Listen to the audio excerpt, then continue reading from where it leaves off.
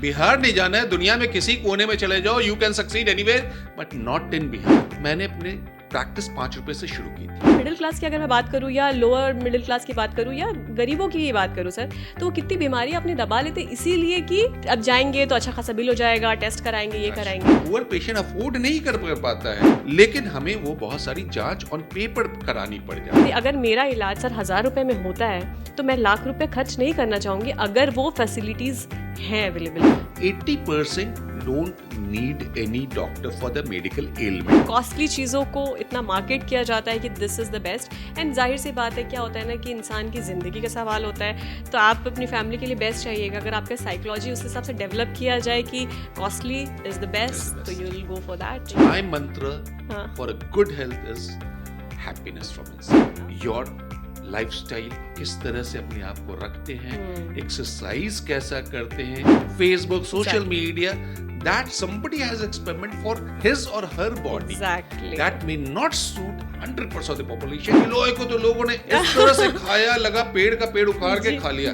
उसके बाद जो इतनी सोसाइटी में किडनी प्रॉब्लम बढ़ी है, बिकॉज दैट वॉज नेफ्रोटॉक्सिक। 20 साल 25 साल के बच्चे बच्चियां आते हैं, उनको मैं देखता हूँ पीठ में दर्द हो रही है, गर्दन में दर्द हो रही है, पैरों में ऐंठन हो रही है। 30 मिनट से 45 मिनट्स के बाद 5 मिनट का ब्रेक लीजिए। कहीं जाता तो मुझे एक कप चाय मिल जाती थी, आई वॉज वेरी हैप्पी। इस पेशेंट के मैं गया देखने, इसने मुझे चाय पिलाया। पैसा तो बहुत दूर की बात है कि मैंने भी वो स्ट्रेस लिया है उस ढंग से। मैं कुछ बनाया अमूल्य डॉक्टर अमूल्य आज के स्टेज पे जो देख रहे हो वो नहीं बनाऊं। हमारे माइंड में ये डाला जाता है कि महंगी चीज अच्छी है। मैं अपने शरीर में बाह में टैटू भी बनाया, स्लीवलेस शर्ट पहन के भी घूमा हूँ। मुझे लगता है कि आप वैम्पायर है सर। ऐसे डॉक्टर्स पाए गए हैं जो यूट्यूब पे देख के सर ऑपरेशन करते हैं और उनके पेशेंट की डेथ हो गई। जिसको भी आत्मसम्मान होगा बोलेगा ये गलत है। क्यों लीक होगा बिहार में ही, क्यों लीक होगा? वो लीक कहीं पुणे में हो सकता था, बॉम्बे हो सकता था, कैलकाटा हो सकता था, कहीं भी हो सकता था। डॉक्टर्स इतने भयभीत हो जाते थे कि बता नहीं हमारा क्या होगा, मेरे परिवार का क्या। अभी भी सरकारी तंत्र उसको पूरी तरह से पूरा करने में सक्षम नहीं। लग्जरी गाड़ी से वो आते हैं और बाद में आयुष्मान कार्ड निकाल देते हैं। ये कैसे बन पा रहा है? Try to work for the society and society will give it to you. Oh, you are from a rich country, we can not afford. ये जर्मनी में मेरे साथ बात हुई। I am the luckiest person who has settled down in Bihar. Doctor weds doctor, अच्छी बात है कि you don't get the time.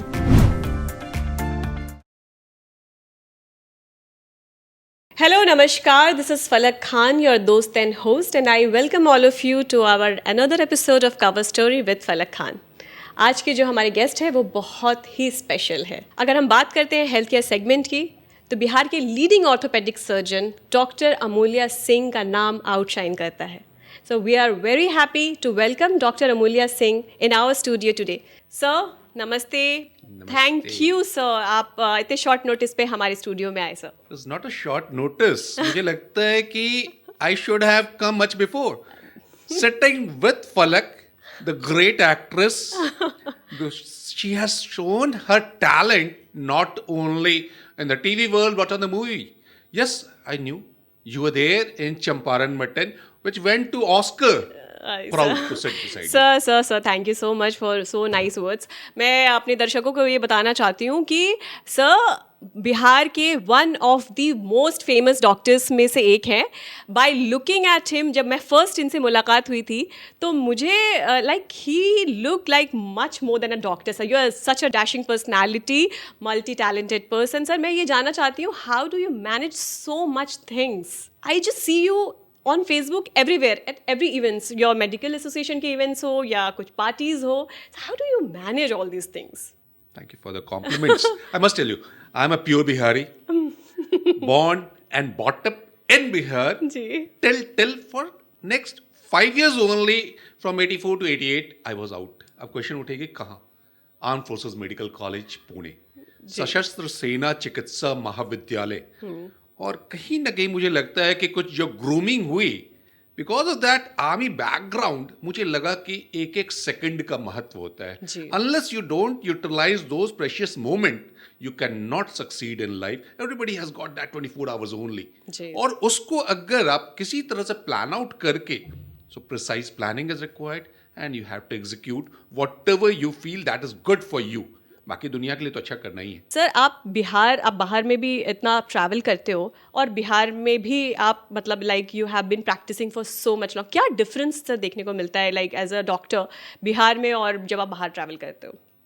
अभी की बात करूं तो Falak I have been to 73 countries to deliver my oh my lectures. God that's और वंडरफुल। जब उसके पहले की बात करूं 1988, कभी भी मन नहीं था बिहार आने का। मैं बिहारी होते हुए भी मुझे ये लगा कि न बिहार नहीं जाना है, दुनिया में किसी कोने में चले जाओ, you can succeed anywhere but not in Bihar. अब क्वेश्चन उठता है कि मैं आ क्यों गया। मेरी माँ ने मुझे बोला वापस आ जाओ बेटे, कुछ दिन मेरे साथ रह लो।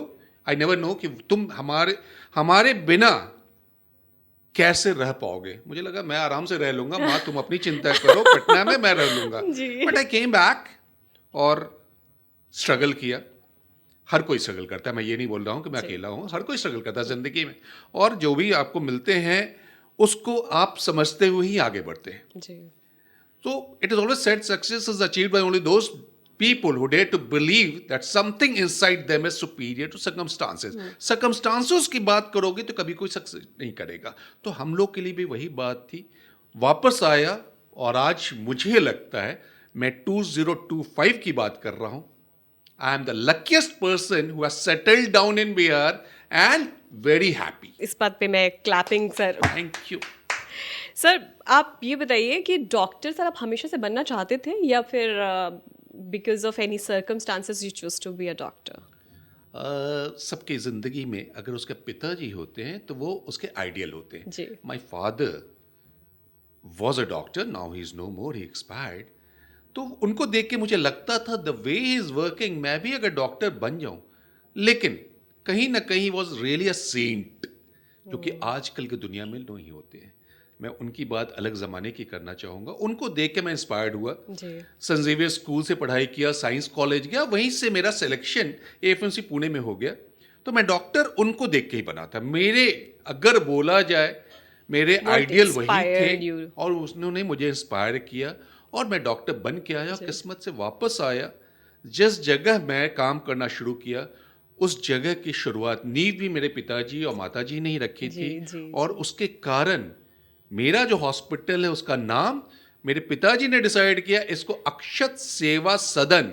I don't want hospital, I don't want medical centre, I don't want big fancy name. उन्होंने बोला सेवा सदन नाम दो कि तुमको लगा हमेशा कि मुझे इस जगह पे रख के सेवा करनी है। That is a true service what a doctor can do for the society और humanity. Yes absolutely, what a wonderful thought sir. So तभी मैं देख पाती हूँ कि आज हम लोग एथिक्स की बात करें तो जो मतलब जो फैमिली आपके डॉक्टर्स है, फादर को देख के आप डॉक्टर बने, तो जो एथिक्स सर हम आपके अंदर देख पाते हैं कहीं ना कहीं दूसरे जो अभी यंग जनरेशन आ रहे हैं डॉक्टर्स के, वो मिसिंग है सर। हम लोग जितने भी डॉक्टर्स हैं जब पास आउट करते हैं तो हमें हिपोक्रेटिक ओथ लेना पड़ता है जी। ओथ की जो बात करते हैं वो आइडियल की बात करते हैं। हमें सेवा करना है, दुनिया के लिए सोचना है, अपने लिए नहीं सोचना है। वो एक समय रहता है। अभी की जो बात करें हमारे यंग जनरेशन, हमारे जो फ्यूचर हैं जिन पे हम डिपेंडेंट हो गए, हम जब बूढ़े होंगे तो वही मेरा इलाज करेंगे। वो इतने स्ट्रेस में बाहर निकल रहे हैं। एक तो काफ़ी ज़्यादा उनको स्ट्रेस में पढ़ाई करके बाहर आते हैं। हमारा था, मैंने अपने प्रैक्टिस 5 रुपये से शुरू की थी। 5 रुपये आराम से लेता था। I was happy. मुझे याद है जब पहली बार मुझे एक स्टाफ रखने की ज़रूरत पड़ी तो उस स्टाफ ने, जो आज भी मेरे साथ है, 33 साल से मेरे साथ है, वो 150 रुपये मांगा और मेरे पास उतना पैसा नहीं होता था कि मैं उसको दे पाऊँ। मेरी और मेरी पत्नी doctor Manisha, she is oncologist, उस समय काफ़ी ज़्यादा हुआ कि आप स्टाफ क्यों रख रहे हैं, क्या ज़रूरत है। मैं बोला कि बड़ा ख़राब लगता है, बैठा रहता हूँ, कोई आदमी आता है उसको बताने वाला भी कोई नहीं होता है। तो 150 रुपये में he started working with me and for last 33 years he is working with मी। जो एक आदमी से मेरी शुरुआत हुई थी, आज हम लोग 108 हैं जो अक्षत सेवा सदन में कार्यरत है। I am not talking about the doctors, I am talking only about my staffs, those who are working with me. तो इस तरह से, लेकिन जो अभी के जनरेशन ऑफ डॉक्टर्स हैं वो अगर सोचेंगे उतने छोटे रूप से शुरू करना, लोग उन पर विश्वास नहीं करेंगे।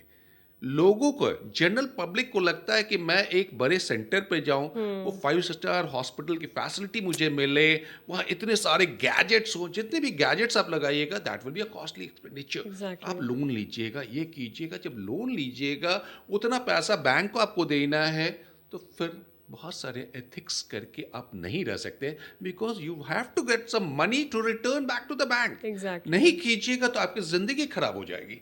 इसी तरह मैं देखता हूँ कि नया जो वो गलत नहीं कर रहे हैं, दुनिया उनको गलत करवाने को Exactly. मजबूर कर रही है। हाँ, उनका situations. एक्सपेक्टेशन बहुत ज्यादा हो गया है। जी, जी। उस एक्सपेक्टेशन को फुलफिल करने के अगर वो हॉस्पिटल को बहुत अच्छे रूप में नहीं रखेंगे तो बोलेंगे अरे मैं इनके क्यों जाऊंगा, मैं डॉक्टर अमूल्य के यहाँ चला जाऊंगा, मैं मेदांता चला जाऊंगा, पारस चला जाऊंगा, और वो सफर करेंगे। तो उनकी भी परेशानी है, उस बात को भी ध्यान रखना चाहिए। जो सर आपने ये बात की ना 5 स्टार होटल जैसा रखना पड़ता है, तो उस बारे में भी सर मैं बहुत वरीड हूँ, बिकॉज हम लोग बड़े शहर में जाते हैं, so we have seen multi speciality hospitals. Sir वो आप जब एंटर करते हैं तो ऐसा लगेगा कि mall, shopping centre, you have मतलब एक सेगमेंट है जहाँ पे फूड कोर्ट्स है, like we have it in malls. एक नीचे जाएंगे तो शॉपिंग सेंटर्स है, like you are getting brands, मतलब गोइंग टू हॉस्पिटल और malls. So this is like क्या अच्छी चीज़ है कि बुरी? सर मैं नहीं समझ पा रही हूँ। मैं तो बोलूंगा ये बहुत ही बुरी चीज हो गई है, क्योंकि जितना चीज आप पैसा बनाइएगा कॉस्ट ऑफ ट्रीटमेंट बढ़ेगा। Exactly. Who is bearing it? That poor patient. Patience. वो पेशेंट जो पुअर है वो तो उस जगह पहुंच ही नहीं पाता है। जो जेन्युइन उसको अच्छे इलाज की ज़रूरत पड़ती है तो उसके लिए वो खेत ज़मीन सब बेच देता है। Exactly. और उसके बाद उस जगह पे पहुंच पाता है सारे गैजेट्स जहाँ लगे हुए हैं। लेकिन जहाँ पे गैजेट्स नहीं लगे हुए हैं वहाँ पे भी इलाज हो सकता है। मैं अपनी कहानी बताना चाह रहा हूँ। करीब करीब 27 साल पहले की बात है। एक पेशेंट मेरे पास आया था जिसको कि वो उस समय दर्द था। मैंने उसका इलाज दवा के सहारे किया, एक भी एक्सरे नहीं कराया, एक भी खून जांच नहीं कराया, और विश्वास नहीं होता है 3 सप्ताह के बाद मुझे एक लेटर आया उस जहाँ पे वो काम करता था, डॉक्टर अमूल्य, how you can write a medicine without a proper investigation. क्या जिस 4.5 साल जो पढ़ाई मैंने एमबीबीएस की, उसके बाद पीजी की, उतना समय मेरा क्लिनिकल एक्यूमेंट नहीं डेवलप हो सकता है कि मैं उसके सिम्टम्स पे, उसके हिस्ट्री पे डायग्नोज कर लूँ, उसको दवा लिख दूँ। लेकिन जो क्वेश्चन आता है now, because it is under consumer protection act, हमें एक भी मरीज आता है तो उसको मैं समझ जाता हूं कि ये शायद ये बीमारी हो, 90% मैं बोलता हूं वो सही होगा, लेकिन मुझे एमआरआई कराना पड़ता है, सीटी स्कैन कराना पड़ता है। नहीं कराऊंगा तो मेरे अगेंस्ट वो केस कर सकता है कि without this investigation he diagnosed it, maybe it is a case of tuberculosis, may be it is a case of typhoid, whatever it may be. सब चीज अलग अलग मैं बोल रहा हूँ, बोन का भी बोल रहा हूँ, बोन ट्यूमर की भी बात कर सकता हूँ। तो बहुत सारी ऐसी बातें होती है जिससे हम लोग को मजबूरी में, और पुअर पेशेंट अफोर्ड नहीं कर पाता है, लेकिन हमें वो बहुत सारी जांच ऑन पेपर करानी पड़ जाती है और कॉस्ट ऑफ ट्रीटमेंट बढ़ जाता है। ये नेक्स्ट सवाल भी यही था कि आज कोई भी पेशेंट किसी भी डॉक्टर के पास जाता है, मतलब एक लिस्ट ऑफ आपको ये करा लीजिए, आप ब्लड टेस्ट करा लीजिए, वो करा लीजिए, मतलब एक छोटी सी बीमारी के लिए भी जाता है, तो ये रीजंस होते हैं कि बाद में डॉक्टर्स को उनके ऊपर ना आए, कोई क्लेम नहीं आ जाए कि विदाउट आप क्लिनिकल हो रहे हैं केसेस, हो रहे हैं। वेस्टर्न वर्ल्ड से वो शुरुआत हुआ है। जो हमारे एडवोकेट्स हैं जी, वो चले जाते हैं पेशेंट के पास, अच्छा आपको बताइए कोई तकलीफ हुई थी? Naturally everybody is not that happy. किसी को अरे आपके साथ ऐसा हुआ, मैं आपका फ्री में केस लड़ता हूँ, इतना कंपनसेशन का फाइल कर देता हूँ, और वो प्रेशर आ जाता है डॉक्टर्स पे। तो न चाहते हुए भी हमें बहुत बार वो इन्वेस्टिगेशन लिखना पड़ता है और जस्टिफाई करना पड़ता है मैंने इन्वेस्टिगेशन क्यों लिखा। बाई बुक्स जो हमारी किताबें उसके हिसाब से हम जस्टिफाई कर सकते हैं, लेकिन वो गरीब मरीज अपने पैसों से उसको जस्टिफाई नहीं कर सकता है, और कहीं ना कहीं मुसीबत उसी को हो जाती है, मरीज को। मम्मी बताती हैं कि पहले तो वो एक बीमारी भी डॉक्टर्स होते थे, सब करते थे। अभी जितनी ज़्यादा स्पेशलिटीज़ होती चली जा रही है, अब आँखों का अगर किसी को प्रॉब्लम है तो आँख में भी मतलब मुझे लगता है स्पेशलाइजेशन, फिर सुपर स्पेशलाइजेशन। अब मुझे लगता है कि सर ऑर्थो में भी ऐसा होता होगा, स्पेशलाइजेशन है, उसके सुपर स्पेशलाइजेशन ये है तो आप उनके पास जाइए, वो है तो उनके पास जाइए। मतलब जितनी आसानी हो रही है उतनी पेशेंट्स के लिए परेशानी भी बढ़ती जा रही है, like cost of this thing. तो सर अक्षत सेवा सदन आपने जैसे बताया कि आपने स्टार्ट किया, ऑन एन एवरेज एक दिन में सर आप कितने लोगों का इलाज करते हैं वहाँ पर? प्रतिदिन करीब करीब 60 to 80 पेशेंट्स मेरे पास ओपीडी में आते हैं। हमारा जो हॉस्पिटल है, अगर बोला जाए आजकल के वातावरण के हिसाब से, उसको मैं नहीं बोलूँगा, बाकी हॉस्पिटल जो कॉर्पोरेट वाले हैं उनका एडमिशन आईसीयू के थ्रू होता है, इमरजेंसी में आते हैं वो फिर ओपीडी में चेंज होते हैं। हमारा जो है ओपीडी में आते हैं और शायद 80 में 1 या 2 को ही इमरजेंसी होती है।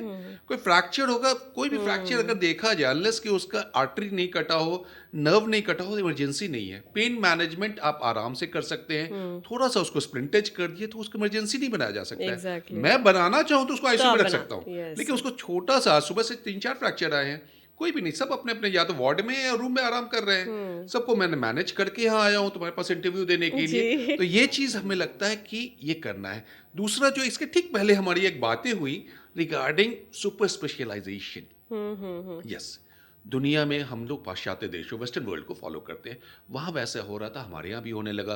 फेलोशिप होने लगा, अलग अलग डिग्रियाँ मिलने लगी, अलग स्पाइन अलग हो गया, हमारा आर्थ्रोप्लास्टी जॉइंट रिप्लेसमेंट अलग हो गया, दूरबीन से जो बोला जाता है आर्थ्रोस्कोपी वो अलग हो गया। तो वो कैसे कहते हैं, हाँ, जो ज़्यादा आदमी एक काम करेगा एक्चुअली वो उसमें ज़्यादा एक्सपीरियंस हो जाएगा, क्योंकि जब आप कुछ करते हैं तभी आप गलतियां करते हैं। तो मिस्टेक्स आर ऑलवेज एम्बैरसिंग, हम हमेशा बोलते हैं मिस्टेक्स आर एम्बैरसिंग। मैं भी अगर करता हूं, कुछ गलतियां होती है, खराब होता है, पर these are the mistakes which give you experience, and with this experience you cover that ladder of success.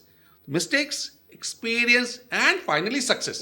तो ये कहीं ना कहीं एक दूसरे से कोरिलेटेड होता है। जब आप एक जगह फोकस होकर काम करते हैं, नेचुरली कुछ अच्छा और काम कीजिएगा और बाकी फिर आप छोड़ देते हैं कि नहीं ये दूसरा डॉक्टर इलाज करेगा। हाँ, लेकिन हमारी जो बातें हो जाती है वो वही है जो अर्जुन को मछली की आंख दिखती थी, हम उतना ही, अगर हम फोकस्ड हैं इसमें तो हम उतना ही करेंगे, बाकी बोलते हैं दूसरा।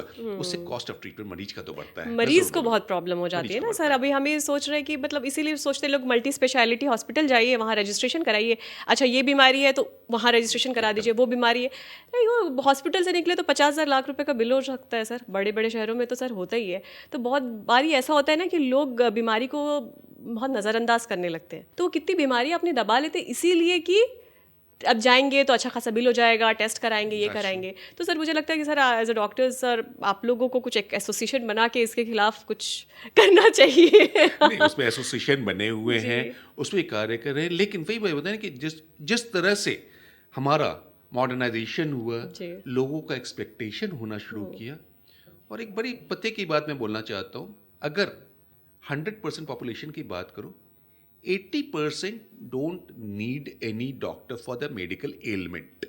वो कहीं भी ठीक हो सकता है, वो आयुर्वेदिक से भी ठीक हो जाएगा, होम्योपैथिक से भी ठीक हो जाएगा, एलोपैथिक, जो भी आप जिस ब्रांच की बात कर रहे हैं उससे जाकर ठीक हो सकता है। वो योगा करके ठीक हो सकता है।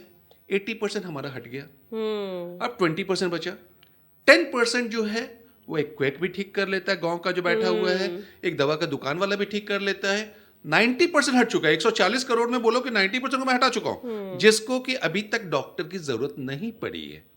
अब बचता है जो 10%, 5% ऐसे हैं जिनको एवरेज डॉक्टर, अगर मुझे एवरेज मानो हो सकता है अमूल्य की जरूरत पड़ जाए, तो 5% है उनको वैसे डॉक्टर की जरूरत पड़ती है। अब 95% population we have already covered. मे भी हो सकता है 40 करोड़ में हम 110, 120, 25 करोड़ को हम कवर कर चुके हैं। अब बच गए 5 से 10 करोड़। 3% ऐसे हैं जिनको कि आपको सुपर स्पेशलाइजेशन की जरूरत पड़ती है एक जगह, वो एक जगह जाता है, वहां से ठीक हो जाता है। 2% अब बच गए केवल मेरे पास। 2% में क्या होगा, 1% ऐसे है, एक सुपर स्पेशलाइजेशन के पास, सपोज ऑर्थो में मेरे पास आया, हमसे कुछ नहीं हुआ, तो दूसरे के पास गया, वहां से नहीं हुआ, तो 2-3 डॉक्टर जाते जाते वो फिर ठीक हो जाता है। और बोलने के लिए होता है कि मैंने वहां कराया नहीं फायदा हुआ, मैं दिल्ली गया वहां फायदा हो गया, इस तरह से बातें होती हैं। लेकिन जो बच जाते हैं लेस देन 1%, शायद there are lots of idiopathic, उसको कारण ही नहीं पता है। आप कितना भी इन्वेस्टिगेशन करा लीजिए, MRI करा लीजिए, CT स्कैन करा लीजिए, PET स्कैन करा लीजिए, बीमारी पता ही नहीं चलती है।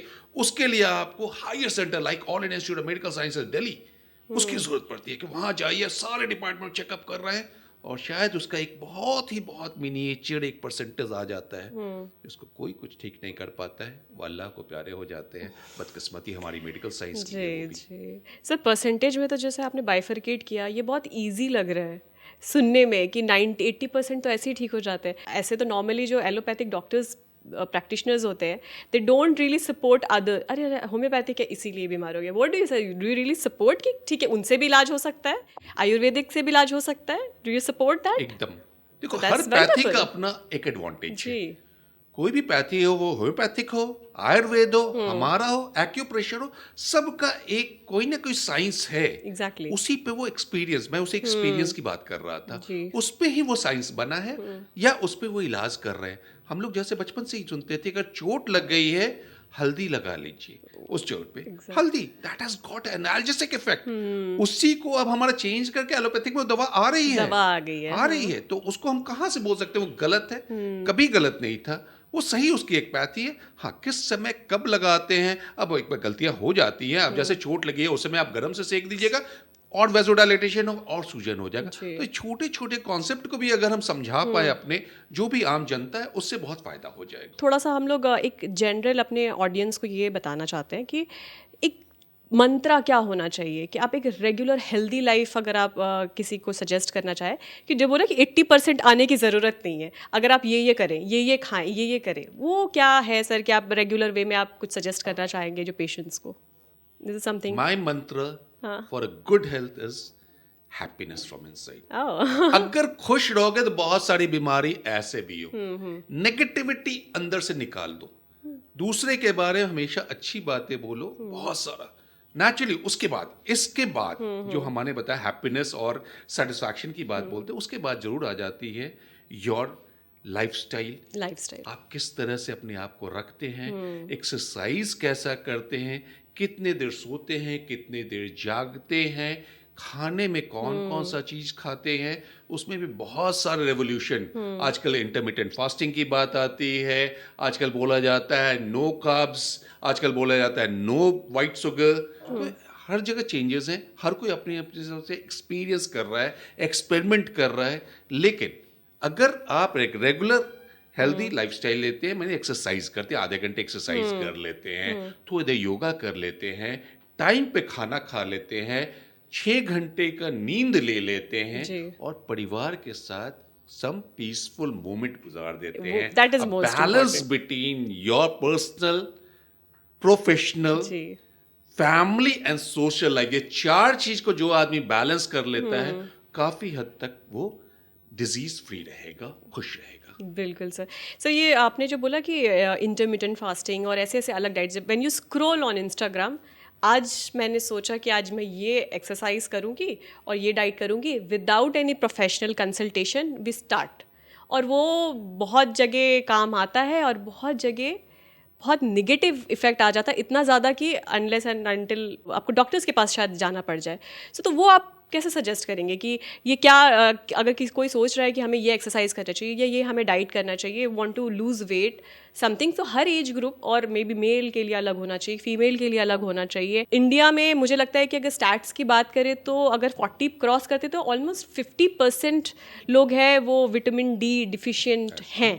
सो वो बढ़ते ही चला जा रहा है और मुझे लगता है समय के साथ ये और बढ़ रहा है।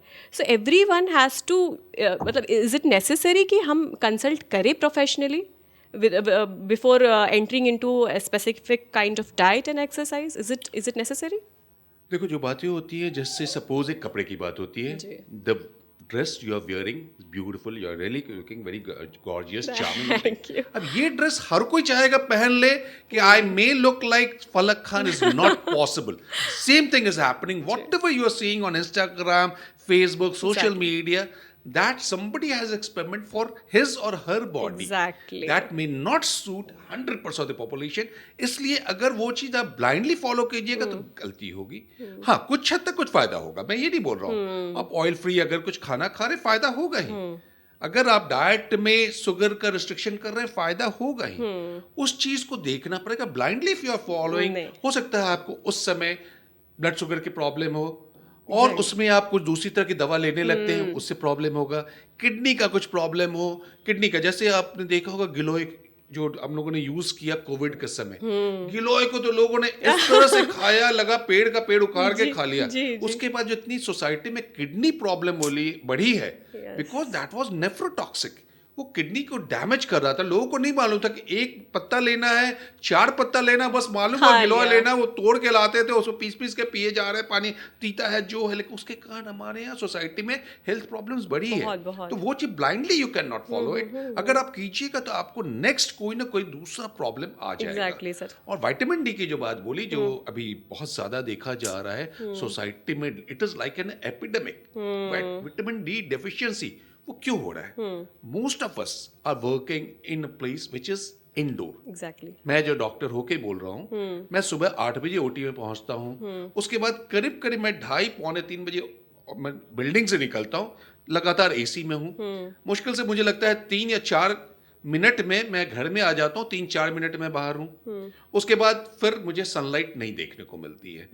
जो थ्योरी बताती है, जो साइंस बोलती है कि आपके बॉडी को इस समर हीट, हम इस समर हीट की बात कर रहे हैं, इंडियन में ट्रॉपिकल कंट्री में 10 बजे से 2 बजे के बीच में आधे घंटे अगर आपको सनलाइट आपके शरीर में आ रही है, with about 70% of the body expose, जो कि गोवा में लोग करते हैं, वहां बैठ के सनबाथ लेते हैं, वो करते हैं।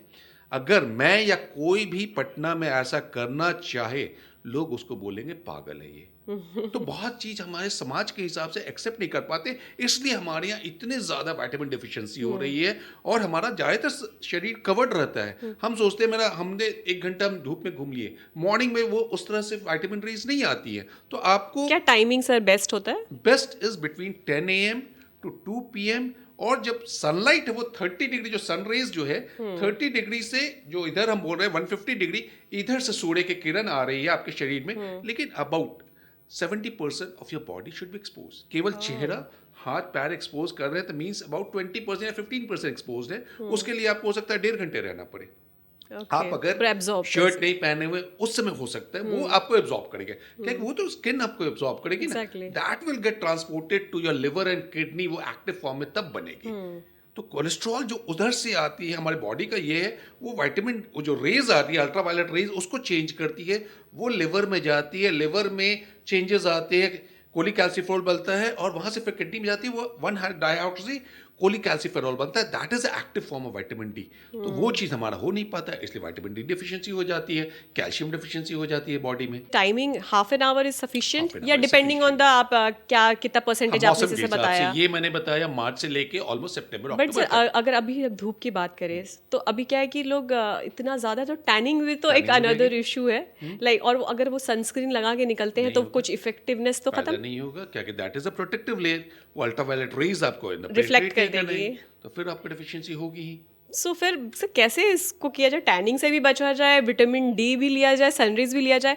और सर ऐसा स्टडीज़ में भी आया है कि ओवर एक्सपोज्ड या क्या टाइमिंग है जो स्किन फिर कैंसर वगैरह भी, क्योंकि बहुत ज़्यादा, उतना ज़्यादा ओवर एक्सपोज हमारे इंडियन कंडीशन में नहीं हो सकते। ओके, बाहर वेस्टर्न कंडीशन में हो सकता है, हमारे यहाँ इंडियन कंडीशन में इतने ओवर एक्सपोज, क्योंकि हमारे यहाँ मेलानिन ज़्यादा है जी, और dark skin people, you are not white skin people. तो हमारे यहाँ वो चीज़ जो बोला जाता है इसके कारण कैंसर हो जाए, वो नहीं हो सकता है, because of exposure to vitamin D from the sunlight, वो नहीं हो सकता है। तो इसलिए हमारे यहाँ जस्टिफाइबल है। लेकिन बदकिस्मती से जिस हिसाब से हमारे young generation they are working, they go to the office at around 8, leave at around 9, 10, they are away from sunlight, तो वहाँ डिफिशिएंसी हो रही है। हमारे पास छोटे छोटे बच्चे, मैं बच्चियाँ बोलूँगा कि आई एम एल्डरली पर्सन, जो 20 साल 25 साल के बच्चियाँ आते हैं, उनको मैं देखता हूँ पीठ में दर्द हो रही है, गर्दन में दर्द हो रही है, पैरों में ऐंठन हो रही है, that is mainly due to vitamin D deficiency. Sir supplements लेते हैं, मेडिसिन जो प्रोवाइड करते हैं, इज इट इक्वली गुड? या it is equally good, whatever you are taking, generally it is available adult के लिए 60,000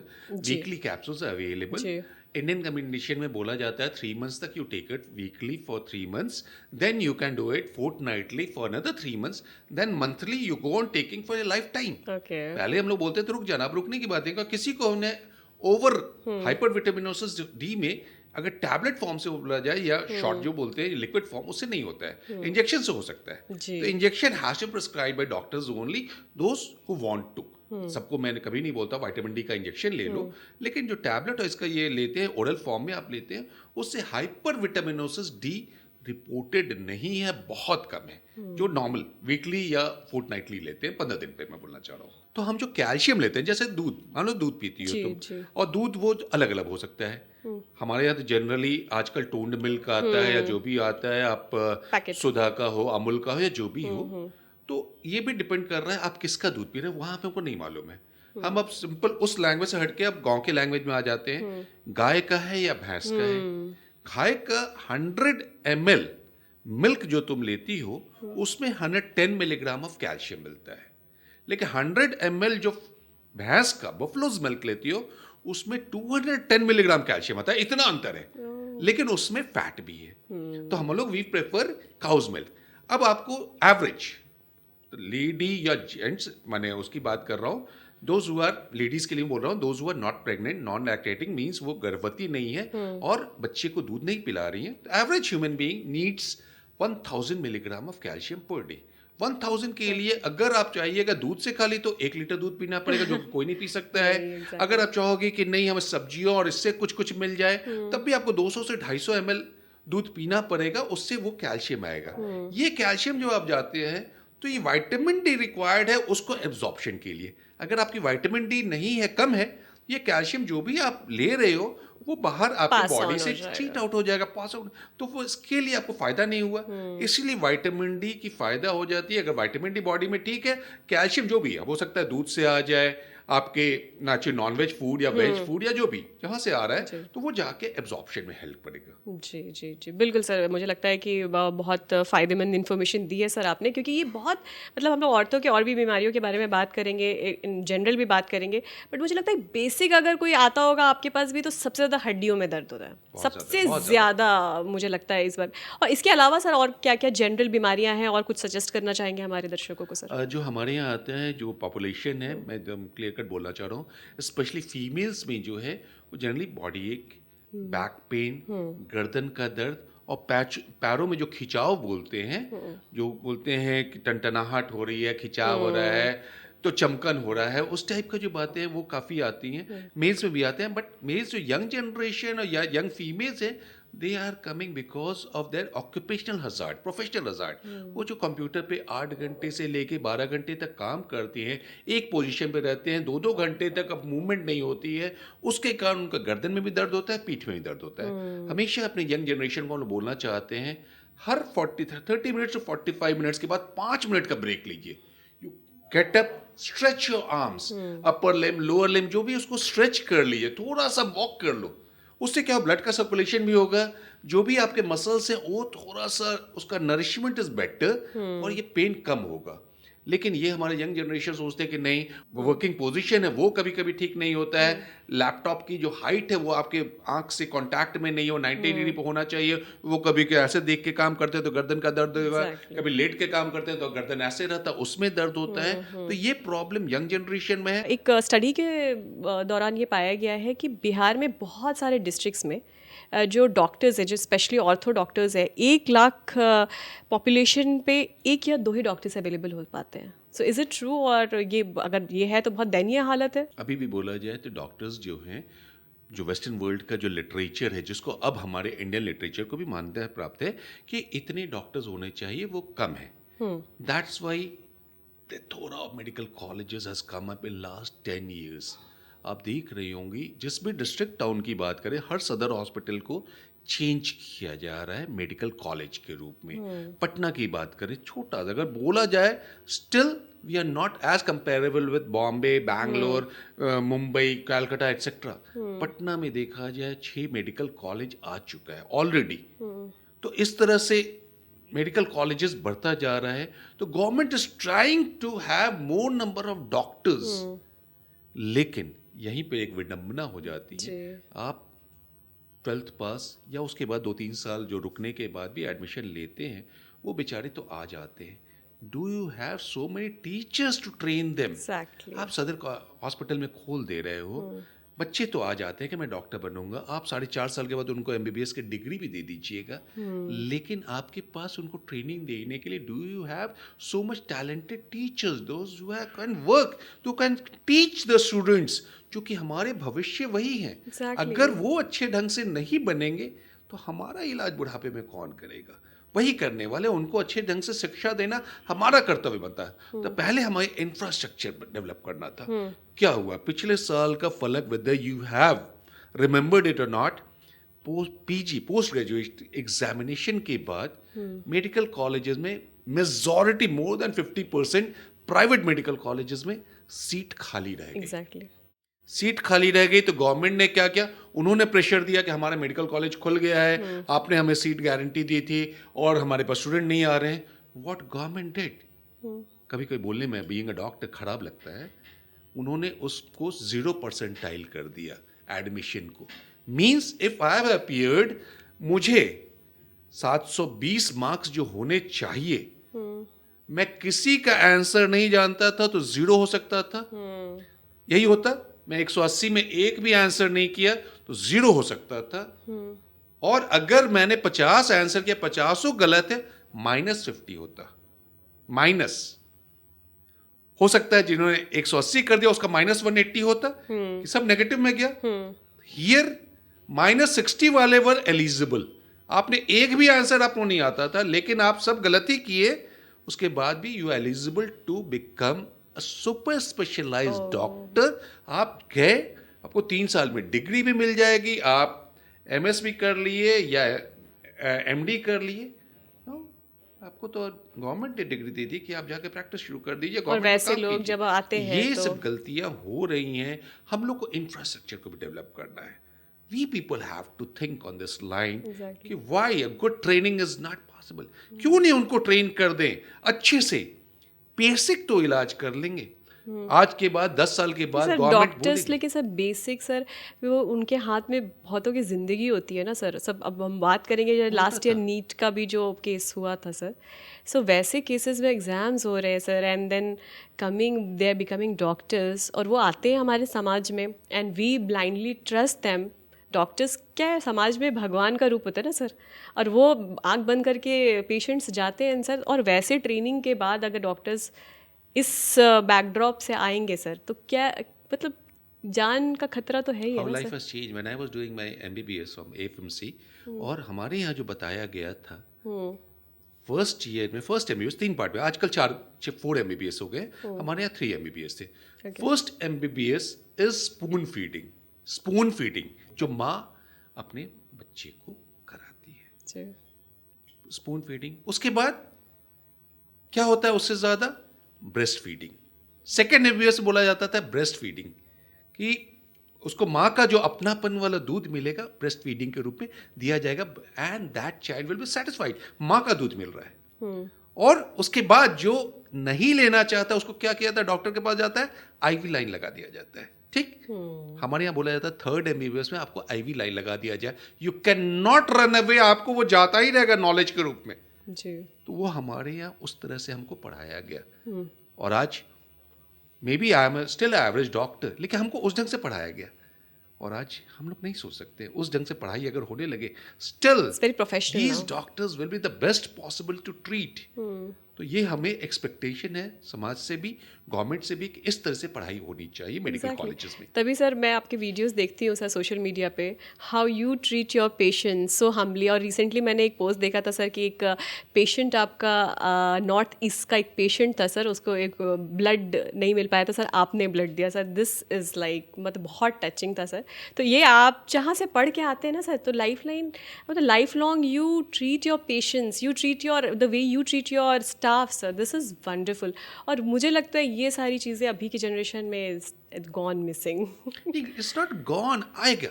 एक्चुअली क्या हो रहा है कि इतने एम्बिशियस लोगों को बना दिया जाता है, सोसाइटी हम लोग से बना एक्सपेक्ट करने लगती है, एम्बिशियस बनने की कोशिश करते, थोड़ा थोड़ा उनसे हम बातें करें, हमारी यंग जनरेशन उनसे हम ठीक, अगर वो हमको आइडियल मानते हैं, हम उनके साथ बैठ के बात करें कि मैंने भी वो स्ट्रेस लिया है, उस ढंग से मैं कुछ बनाया अमूल्य डॉक्टर अमूल्य आज के स्टेज पे जो देख रहे हो वो नहीं बनाऊं। मैंने भी बहुत मेहनत किया। पटना का शायद ही कोई रास्ता होगा जहाँ मेरा स्कूटर नहीं जाता था, मुझे कहीं जाता था मुझे एक कप चाय मिल जाती थी। आई वॉज वेरी हैप्पी कि इस पेशेंट के मैं गया देखने, इसने मुझे चाय पिलाया। पैसा तो बहुत दूर की बात थी जी। मेरी जो पहली पेशेंट जिंदगी की थी जिसने मुझे 5 रुपये दिया, शकीना खातून, आज भी मेरे साथ उतनी ही जुड़ी हुई है। वो मुझे लगता है शायद 34 से 35 साल पहले की बात है, जो 5 रुपये मुझे मिला था। वो भी मेरी हड्डी का इलाज कराने नहीं आई थी, पेट खराब था उसके लिए वो आई थी पानी चढ़वाने के लिए। तो उस ढंग से हम लोगों ने मेहनत किया है, तो आज का यंग जनरेशन करेगा, फिर उसको भी वही सफलता मिलेगी। तभी सर फ़र्क हो ना कि आज के जो भी डॉक्टर्स हैं, लोग हॉस्पिटल में जाते हैं और शायद निकलने के बाद डॉक्टर का शायद नाम भी याद नहीं रहे सर, लेकिन आप आपसे अगर कोई इलाज करवाया तो डॉक्टर अमूल्या सिंह ने इलाज किया सर, फ़र्क है ना sir? Thank you so much. अभी परसों की बात बता रहा हूँ, आई गॉट व्हाट्सएप पे जी। मुझे एक मैसेज आया कि can I talk to you doctor Amulya. मैंने देखा वो इंटरनेशनल नंबर है, आजकल जान ही रहे हो कि डर लगता है जी। कि भाई इंटरनेशनल नंबर में, मैंने अवॉइड किया।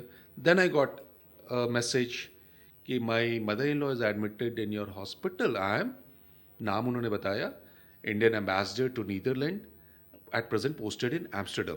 तब मेरे ये लगा, उन्होंने नाम लिख दिया था।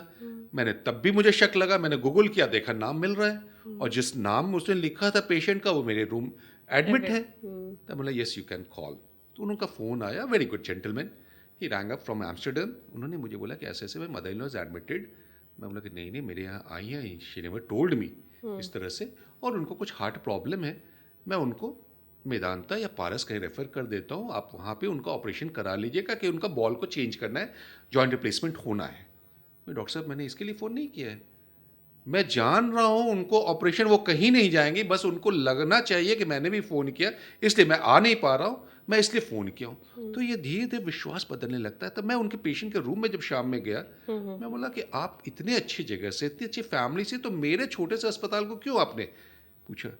बोले कि डॉक्टर साहब आपको याद होना चाहिए 2020 में जब कोविड पहला दौर में था और डॉक्टर्स किसी को नहीं देख रहे थे, मैं दर्द के लिए आई थी, आपने मुझे देखा था, उस दिन मुझे लगा कि नहीं, मैं आप पे विश्वास कर सकती हूँ, और जब फ्रैक्चर हुआ मैं दूसरी जगह क्यों जाऊँ।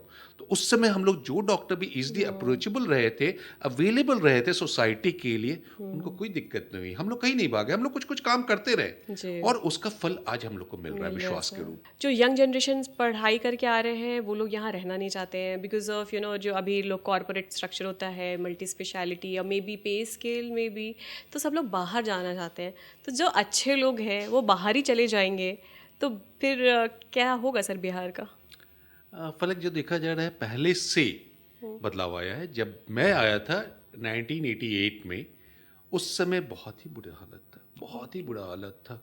जो लोग बाहर जा रहे थे, मैं अमेरिका, इंग्लैंड, ऑस्ट्रेलिया, न्यूजीलैंड की बात कर रहा हूँ, वापस नहीं आना चाहते थे, वो वहीं रुक जाते थे। उसके बाद जो यहाँ का था, वो चाहता था कि नहीं, दिल्ली में, बॉम्बे में, कैलकाटा, बैंगलोर, पुणे, कहीं काम करूँ, पटना नहीं आना। मैं भी उसमें ही था, मैं भी दिल्ली सेंट स्टीफेंस हॉस्पिटल में गया था, खुद गया था 95 में। फिर क्या हुआ मैं नहीं जानता, लेकिन मैं वापस आया। जी। लेकिन अभी जो हो रहा है, थोड़ा सा बदलाव आया। पहले उस समय लॉ एंड ऑर्डर प्रॉब्लम भी था, उसकी भी बात करें तो वो अलग था। डॉक्टर्स इतने भयभीत हो जाते थे कि बता नहीं हमारा क्या होगा, मेरे परिवार का क्या होगा, मेरे मुझे लगता बच्चों है का क्या। मेन रीजन सर वही था उस समय कि तो बहुत बुरा हाल था। उस समय तो जिस हिसाब से मैंने, मेरे फ्रेंड्स लोग जो बाहर गए, उनके परिवार को प्रॉब्लम हुआ, उनको बच्चों को प्रॉब्लम हुआ, वो चले गए, वापस नहीं आए, और मुझे देख के बोलते थे कि वो तुम अमूल्य रह कैसे गए हो पटना में, वहाँ कुछ है, वहाँ तो एकदम किस तरह का माहौल है, लोग शाम में 6 बजे के बाद नहीं निकल सकते। खैर वो सब बदला है, अभी तो सब कुछ नॉर्मल है। फिर आया यंग जनरेशन हमारा, उसके बाद मेरे बाद का जनरेशन की बात कर रहा हूँ, वो भी एप्रीहेंसिव थे कि पता नहीं, हम लोग इतने अच्छे ज़िंदगी में जी रहे हैं, वहाँ इतना अच्छा कर रहे हैं, मैं पटना क्यों जाऊँ। वो लोग जब मेरे सोशल मीडिया को देखना शुरू किए कि the way I am enjoying my life, वो मेरे पास आने लगे। कोई कहीं से था, मेरे पास आता था, बहुत के पेरेंट्स मेरे पास आने लगे, मेरा बेटा वहाँ है, मेरी बेटी वहाँ है, मेरे बहू वहाँ है, मेरे दामाद वहाँ हैं, आपसे को मिलवा देते। वो आते थे, फिर हमसे बात करते थे, काफ़ी लंबी बातें होती थी। मैं बोलता था कि देखो, मैं उस समय तक, मैं करीब 10 साल पहले की बता रहा हूँ, कि जब कभी मैं 30-35 कंट्री गया था, मैं इतने कंट्री गया हूँ, मुझे लगता है still Bihar is one of the best. ठीक है, तुम्हारे बहुत सारे एक्सचेंज ऑफ नॉलेज नहीं होगा, but you can work here, you can survive. उसके बाद देखे होगे पिछले 10-12 साल से बहुत से यंग जनरेशन यहाँ रुकने लगे, they are all doing well. इतने टैलेंटेड डॉक्टर्स आए हैं, यू नेम इट, एक अच्छे से स्पेशलाइजेशन की जिसकी बात करो, वो जिस, मैं ऑर्थो का हूँ तो ऑर्थोपेडिक्स की बात करूँगा, वो कैंसर की बात करो, हार्ट की, कार्डियोलॉजी की बात करो, न्यूरोलॉजी की बात करो, न्यूरोसर्जरी, हर डिपार्टमेंट में very talented young bloods have come, those who are doing very well now, they are settled. और उनके सेटल करने से, if they are doing well, तो नेचुरली हमारे फेलो जनरेशन को इंस्पायर करेंगे। तो हमें बदलना होगा। हम ये बोलेंगे कि नहीं, जैसे बोला जाता है this place has gone to dogs, this place has not gone to dogs, dogs have come to this place. तो वो चीज हमें बोलना हो कि उनको किसी तरह में बदल देना होगा और एक पॉजिटिव इन्वायरमेंट की तरह से बात करनी होगी कि नहीं, पटना में ये पॉसिबल है, बिहार में, वाई ओनली पटना, बिहार के अलग अलग जो छोटे छोटे डिस्ट्रिक्ट है वहाँ ये पॉसिबल है।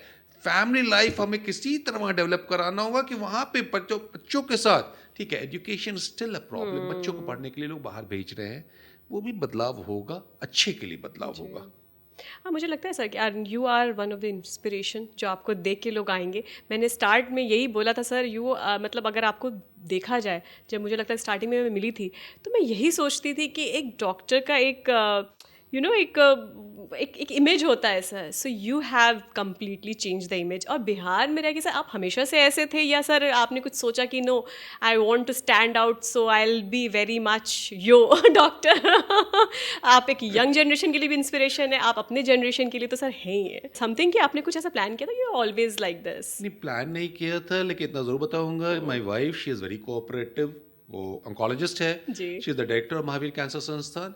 तो मेरे किसी भी एक्टिविटीज़ को उसने ऑब्जेक्ट नहीं किया। देखो, सबसे बड़ी बात होती है, अगर मैं कुछ करना चाहूँ, मेरी वाइफ अगर बार बार ऑब्जेक्ट करेगी, I will not do it. मुझे लगा जब वाइफ को इतना खराब लग रहा है तो मैं क्यों करूं। वो मुझे ऑब्जेक्ट नहीं की, मैं अपने हिसाब से बिंदास रहता था, काम करता था। मैं ये नहीं बोलता हूँ मैं जो 24 घंटे काम करने को तैयार था, लेकिन जब भी मुझे आता था, मज़ा आता था, मैं इंजॉय करता था। मैं अपने शरीर में बाह में टैटू भी बनाया, स्लीवलेस शर्ट पहन के भी घूमा हूँ। लोग को सोचते थे कि पता नहीं इसके बाद इसको डॉक्टर विश्वास के रूप में लोग विश्वास करेंगे कि नहीं। वैसा ही प्यार मिलता गया, लोग आते रहे हैं, यंग जनरेशन मेरे पास आता रहा, उनके गार्जियन को वो लेके आए हैं मेरे पास इलाज कराने। तो अपनी जो इनर फीलिंग है उसको लोगों को नहीं बदलना चाहिए, हमें जो बताना होगा। अगर आप अंदर से बदलाव करोगे तो आर्टिफिशियल लाइफ हो जाएगी। अपने परिवार के साथ मिल के इंजॉय करने लगिएगा, बच्चे आपके साथ इंजॉय कर रहे हैं। जैसे मेरे दोनों बच्चे आज दोनों डॉक्टर हैं। जी। उस समय एक आया था 15 साल पहले, जब डॉक्टर्स के बच्चे डॉक्टर नहीं बनते थे। मेरा बेटा भी 8th में बोला कि मैं नहीं बनना चाहता हूँ, मैं दूसरा इंजीनियरिंग लाइन में पढ़ूंगा। मैं बोला ठीक है, तुमको जो करना है करो। That year I do remember, मैं स्वीडन गया था और चाइना, शंघाई गया था। वो मेरा लाइफ जब वहाँ देगा, पापा तुम लोग कितना एंजॉय करते हो। हमने बेटा सब लोग एंजॉय करते हैं, वहाँ दिखाने के लिए लोग बोलना चाहते हैं कि मैं डॉक्टर हूँ, मैं ऐसे बिहेव करूंगा, वैसे बिहेव करूंगा, अपने आप को मैच्योर्ड फीलिंग दूंगा कि लोग हमारे पर विश्वास कर रहे हैं तभी हमारा इलाज कराएंगे। अरे तुम बिंदास रहो, एंजॉय करो। हाँ, अपने काम के प्रति you have to be very serious. और उसके बाद मेरे दोनों बच्चे भी आज डॉक्टर हैं। बच्चे तो सर है ही सर, आप उनके लिए इंस्पिरेशन, ऑल द जनरेशंस, मतलब ऑल द बिहारीज के लिए आप बहुत बड़े इंस्पिरेशन है। आप एक डॉक्टर के साथ एक बहुत डैशिंग फन पर्सनालिटी भी हो सकते हैं। कंट्रोवर्सी में बहुत रहा है बिहार, चाहे वो कुछ भी हो, चाहे वो पॉलिटिक्स हो, चाहे मतलब कुछ भी, कभी किसी का पेपर लीक करना हो, रूट कॉज बिहार आ जाता है। चाहे लास्ट ईयर की बात करें तो कहीं ना कहीं से घूम फिर के बिहार आ जाता है। तो जब हम लोग बाहर जाते हैं सर, तो ये बहुत निगेटिव रहता है। कुछ भी ख़राब काम होगा, बिहारी को एसोसिएट किया जाता है, और कहीं ना कहीं एसोसिएशन हो भी जाता है सर। लेकिन मेडिकल फील्ड में सर अगर ये एसोसिएशन होता है तो that is really bad. Because of that we have seen a lot of articles, जो फैक्ट्स भी हैं कि ऐसे डॉक्टर्स पाए गए हैं जो यूट्यूब पे देख के सर ऑपरेशन करते हैं और उनके पेशेंट की डेथ हो गई है। और ऐसे मल्टीपल केसेस है, टॉवल निकल जाता है, छूट जाता है ऑपरेशन के बाद। सो ये सारी कोई प्रोफेशनल डॉक्टर्स तो नहीं कर सकते ना सर। तो ऐसे कैसे ये लोग होते हैं कि how they dare to do these kind of things, कैसे होता है sir? I will never protect the bad things which is happening in society. जो भी गलत कर रहा है वो गलत है। मैं हूँ या कोई डॉक्टर हो, जिसको भी आत्मसम्मान होगा बोलेगा ये गलत है। अब पहले आती है पेपर लीक की बात। पेपर लीक इस तरह से किया गया है, और नेचुरली शुरुआत कहीं ना कहीं से अगर बोला जाए बिहार से होता है, तो एडमिनिस्ट्रेटिव प्रॉब्लम है। और जो देने वाले पैसे हैं वो बाहर से ज़्यादा होते हैं। मैं उनको बिहार की इसको बदनाम नहीं करूँगा, वो यहाँ पे उसको ब्राइब कर देते हैं, और यहाँ पे कहीं ना कहीं वो शिकंजा जो होना चाहिए वो नहीं होता है। एडमिनिस्ट्रेशन थोड़ा स्ट्रांग रहे तो ये नहीं होगा सर, सही बात है। वहाँ तो पहले हमें अपने आप को ये करना होगा। मैं घर का दरवाज़ा हमेशा खुला रखूँगा तो चोर तो आएगा ही। तो एडमिनिस्ट्रेशन अगर स्ट्रांग कर दें तो शायद वो नहीं होगा, उससे हम लोग बच पाएंगे, वो एक अच्छा होगा। दूसरा जो अभी बातें आई यूट्यूब पे देख के ऑपरेशन करना, एक क्वैक ऑपरेशन कर रहा था, तुमने खुद बोला क्वैक कर रहा था, क्यों ऐसी दुर्गति आई? वो मरीज जिसको कि सही में नीड था ऑपरेशन होने का, वो क्यों एक अच्छे सरकारी अस्पताल में ना जाके उस क्वैक के पास चला गया? विडंबना है हमारे समाज की। कहीं ना कहीं वहां भी हमें फिर से उन लोगों को जागरूक करना होगा कि आपके लिए सरकारी अस्पताल बना है, आपके लिए सब सुविधा सरकार दे रही है फ्री में, आप क्यों जा रहे हैं? वो 100 रुपए मेरे यहाँ जाके हो सकता है 1000 में हो, आप 100 रुपए भी तो वहां खर्च कर रहे हैं। तब तो वो यूट्यूब पे देख के ऑपरेशन कर रहा था, आप चले जाते सरकारी अस्पताल में, वो 100 रुपए भी नहीं लगता, फ्री में हो जाता। तो पहले हमारे सरकारी अस्पतालों के जो इमेज है उसको और इंप्रूव करना पड़ेगा। सरकार कर रही है, हमारे डॉक्टर्स भी कर रहे हैं, लेकिन वो मीडिया के थ्रू और जनरल पब्लिक के थ्रू उसको जाना है समाज के अंतिम सिरे तक कि नहीं हमारे यहाँ सुविधा उपलब्ध है। क्वालिटी एंड हाइजीन होते हैं क्या सरकारी अस्पतालों में? क्योंकि बहुत सारे लोग अवॉइड इसलिए भी करते हैं ना सर, कि आप भी अगर जाएंगे सर सरकारी अस्पताल में तो वहाँ की जो हालत है, हाइजीन है, क्वालिटी ऑफ डॉक्टर्स, तो सर आप बेहतर बताएंगे कि कितने क्वालिटी डॉक्टर्स हैं वहाँ पे अवेलेबल। अगर हाइजीन से लेके अच्छे डॉक्टर्स, स्पेशलाइज्ड डॉक्टर्स, सारी जो सुविधाएं होती हैं, जो इक्विपमेंट्स होते हैं, जो भी चीज़ें ज़रूरत होती हैं, अगर वो अवेलेबल है तो लोग क्यों नहीं जाएंगे सर? गरीब क्या, अच्छे इंसान भी जाएंगे। पैसे सर सबको अच्छे प्यारे होते हैं। किसी, अगर मेरा इलाज सर 1000 रुपये में होता है तो मैं लाख रुपए खर्च नहीं करना चाहूँगी अगर वो फैसिलिटीज़ हैं available, quality facilities, quality treatment available है सर। तो इज़ इट देयर? सरकार अपने हिसाब से फैसिलिटी अच्छे अस्पताल में, मैं गवर्नमेंट मेडिकल कॉलेज की बोल रहा हूँ, जो सदर हॉस्पिटल में कोशिश कर रही है देने की, थोड़ा सा दूर है। जो बाहर हो सकता है पाश्चात्य देशों में बहुत आगे निकल गया, हम लोग थोड़ा पीछे चल रहे हैं। सरकार कोशिश कर रही है लेकिन सामंजस्य ढंग से नहीं बन पा रहा है, और जितना नीड है अभी भी सरकारी तंत्र उसको पूरी तरह से पूरा करने में सक्षम नहीं है। भीड़ होगी तो वहां पे गंदगी हो ही जाएगा। पे एक मंदिर की बात कर लो जी। इतनी जब भीड़ हो जाती है वहां पे गंदगी हो ही जाती है। तो अगर हम उसको बांट दें, हमारे यहाँ एक और गलतियां होती हैं, आप एक ब्लॉक क्लस्टर की बात कीजिए, वहां पे अगर वो सुविधा उपलब्ध है तब भी मरीज को लगता है कि ना मैं पटना जाके इलाज करूं, मैं एम्स जाके, पटना एम्स में जाके इलाज करूं, PMCH में Indira Gandhi institute of Medical sciences, वो छोटा सा इलाज आपको वहां संभव था। आप क्यों उतने दूर से 200 किलोमीटर 250 किलोमीटर आके, सामान रखे हुए हैं, बच्चे को परेशानी हो रही है, आने जाने में ज़्यादा परेशानी हो गई, वो आके आप इलाज करा रहे हैं। अगर वो थोड़ा सा हम लोग कोशिश करें कि वो पेरीफेरी पे ही उसका इलाज हो जाए, और उस भावनाओं को मरीज तक पहुंचाना होगा कि जो इलाज आपका होगा यहाँ पे, मैं सिंपल इलाज की बात कर रहा हूँ, बड़े बड़े इलाज की बात नहीं कर रहा हूँ, आपको वहाँ हो जाएगा। सिंपल प्लास्टर की बात करें, सिंपल ऑपरेशन, ऑर्थोपेडिक की ऑपरेशन की बात करूँ, जब हमारा डिस्ट्रिक्ट टाउन में हो जाएगा तो उसके लिए आप PMCH all India Institute of Medical sciences क्यों जा रहे हो? तो भीड़ नहीं होगी तो वहाँ भी अच्छा होगा। और थोड़ा थोड़ा हमारा जो भी माहौल है उसको अच्छा करना तो हम लोग डॉक्टर्स का भी कर्तव्य बनता है। अगर हम समय से पूरा ड्यूटी करेंगे, 9 बजे आने की बात होती है, 4 बजे जाने की बात होती है, अगर वैसा करेंगे, सही ढंग से करेंगे तो हो सकता है मरीज हम पर विश्वास करेंगे कि वही डॉक्टर अमूल्य प्राइवेट में जब हमको समय दे रहे हैं उतना ही समय हमें PMCH में भी दे जाते हैं, तो हमारा इलाज PMCH में कराना चाहेंगे, वहीं पर आ जाएंगे हमारे पास। जी जी सर, सही बात है। तो basically it's all about creating awareness and trust, कि वो एक बार डेवलप हो जाएगा और बाकी जो चीज़ें है वो हम, मुझे लगता है हम सबको इनिशिएटिव लेके एक ट्रस्ट करना, हाइजीन मेंटेन करना, और सब पेशेंट्स और बाकी लोगों की भी, वो लोग भी गंदगी फैलाते तो हमें सब लोगों को मिल के करे तो मुझे लगता है कि एक हेल्थ केयर एक ऐसा सेगमेंट है जो बहुत ही अफोर्डेबल होना चाहिए, वो हो जाएगा हमारी सरकार के इनिशिएटिव से। सर मैं एक चीज़ ये पूछूँ कि सरकार बहुत टाइम टू टाइम पॉलिसीज़ लेकर आती है। One of the policies Ayushman card जो है, जो गरीबों के लिए बनाया गया है, लेकिन सर वो तो एक अच्छी चीज़ के लिए लेकर आती है सरकार, और लेकिन उसका जैसे कुछ चीज़ लॉन्च होती है उसका मिसयूज़ पहले लोग प्लान कर लेते हैं। अब मुझे लगता है कि बहुत डॉक्टर्स, आपके यहाँ भी ऐसा होता होगा सर, जो अच्छे हैं, they can afford a good treatment but they still show their cards and do the treatment. This is the counter part, मतलब पेशेंट्स लोग ऐसा करते हैं, but it is reported that कि हॉस्पिटल्स भी इसका बहुत मिसयूज़ करते हैं। गवर्नमेंट अपनी तरफ से हमेशा कोशिश करती है कि आम जनता को जितनी भी सुविधा उपलब्ध करा सके, अब वो है कि प्लानिंग हो गई. Planning is something different than execution. Execution, yeah. जो फाइनली एग्जीक्यूट जब होता है उसमें बहुत सारे मापदंड आ जाते हैं, बहुत सारी त्रुटियां होने लगती हैं. और जब एग्जीक्यूशन की बात आती है, अगर आप उसको सही ढंग से एग्जीक्यूट कर देते हैं तो आपको बोला जाता है कि ये जो गवर्नमेंट ने प्लान बनाया बहुत अच्छा हुआ. एग्जीक्यूशन पार्ट पे थोड़ा कम ध्यान दिया जाता है. प्लानिंग तो बहुत अच्छी होती है, आयुष्मान है बहुत अच्छा है, कहीं से उसमें नहीं.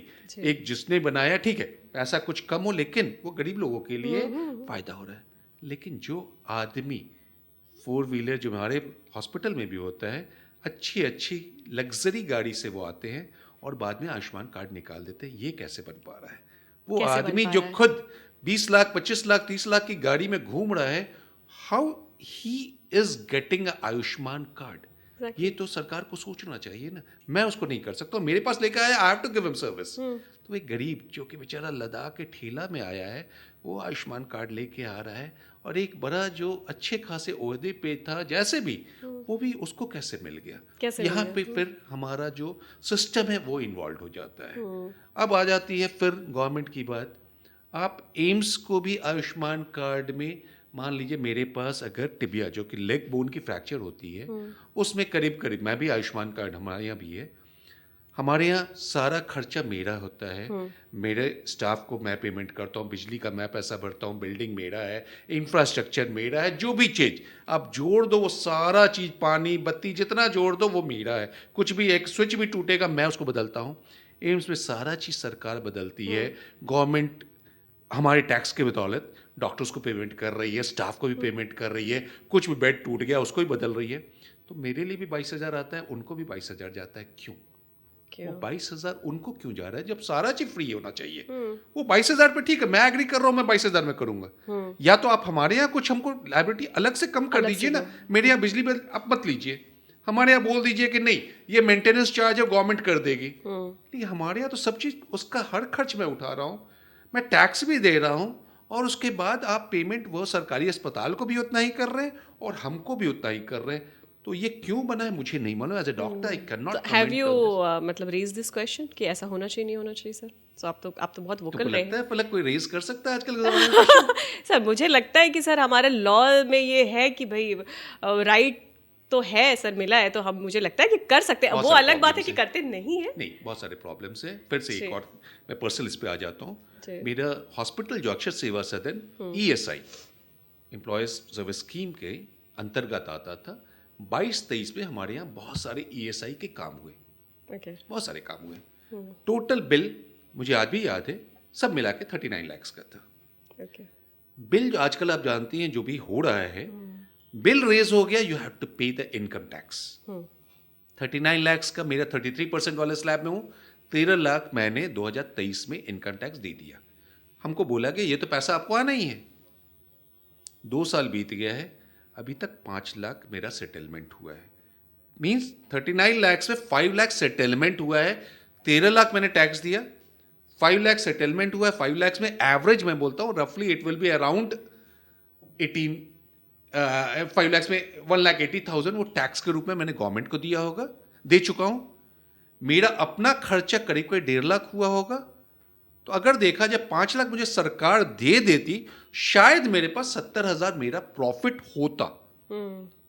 सुन के अच्छा नहीं लगेगा, 5 लाख को गवर्नमेंट ने काट के 1,10,000 कर दिया. मेरे बहुत सारा कॉम्प्लायंस बहुत हुआ है. 1,80,000 आपने टैक्स ले लिया, करीब करीब 1,20,30,000 मेरा खर्च हो गया. करीब करीब मेरा देखो तो 3.25 लाख तो खर्च हो चुका है जी. और उसके बाद 1,10,000 हम मुझे मिला है, तो डेफिसिट में हूँ. सिस्टम में आर्ग्यू करना पॉसिबल ही. हाँ, लेकिन काम हम लोग कर सकते हैं, काम कर सकते हैं, किसी तरह हमको करना है, वो भी सिस्टम सुधर जाएगा. मैं ये नहीं बोल रहा हूँ, ब्लेम नहीं कर रहा हूँ. जो भी मापदंड होगा उसमें शायद मैं फिट नहीं बैठा होऊंगा, लेकिन वो टैक्स तो नहीं लेना चाहिए था. जब आप कट डाउन ही कर रहे हैं तो मैं टैक्स क्यों ले लिया गया? एग्जैक्टली. टैक्स आप हमसे नहीं लेते. तो मुझे लगता है कि सर इतना इंसान ये सोचता है ना कि इन चीज़ों में पढ़ने जाएगा, वापस से हाईलाइट्स में आ जाए, इस परेशानी के बदले और परेशानी नहीं आ जाए. You are still a busy personality. तो उसमें कहाँ इंसान उलझने बैठे, तो इंसान छोड़ता छोड़ो, हटाओ बढ़ो. थोड़ा सा आदमी दरकिनार करना चाहता है, लेकिन जिस हिसाब से हमारा सिस्टम चेंज हो रहा है, मुझे लगता है आने वाले दिनों में हमारा ये यंग ब्लड है उनको ये सब परेशानियां नहीं झेलनी पड़ेगी। हर चीज़ डिजिटल हो जाएगा, सारा चीज़ दिखेगा, पारदर्शिता रहेगी। एग्जैक्टली। वी आर होपफुल, हम लोग होपफुल हैं ये होगी। अगर वैसा होगा जी। तो एक जो स्वर्णिम युग की बात करने वाले हैं, शायद होगा, अच्छा होगा। जी जी। लेकिन मैं तो अभी तत्काल में इसके माध्यम से हाँ। अपनी यंग जनरेशन को यही बोलना चाहता हूँ, don't get disheartened, try to work for the society and society will give it to you. Exactly. वो देगा।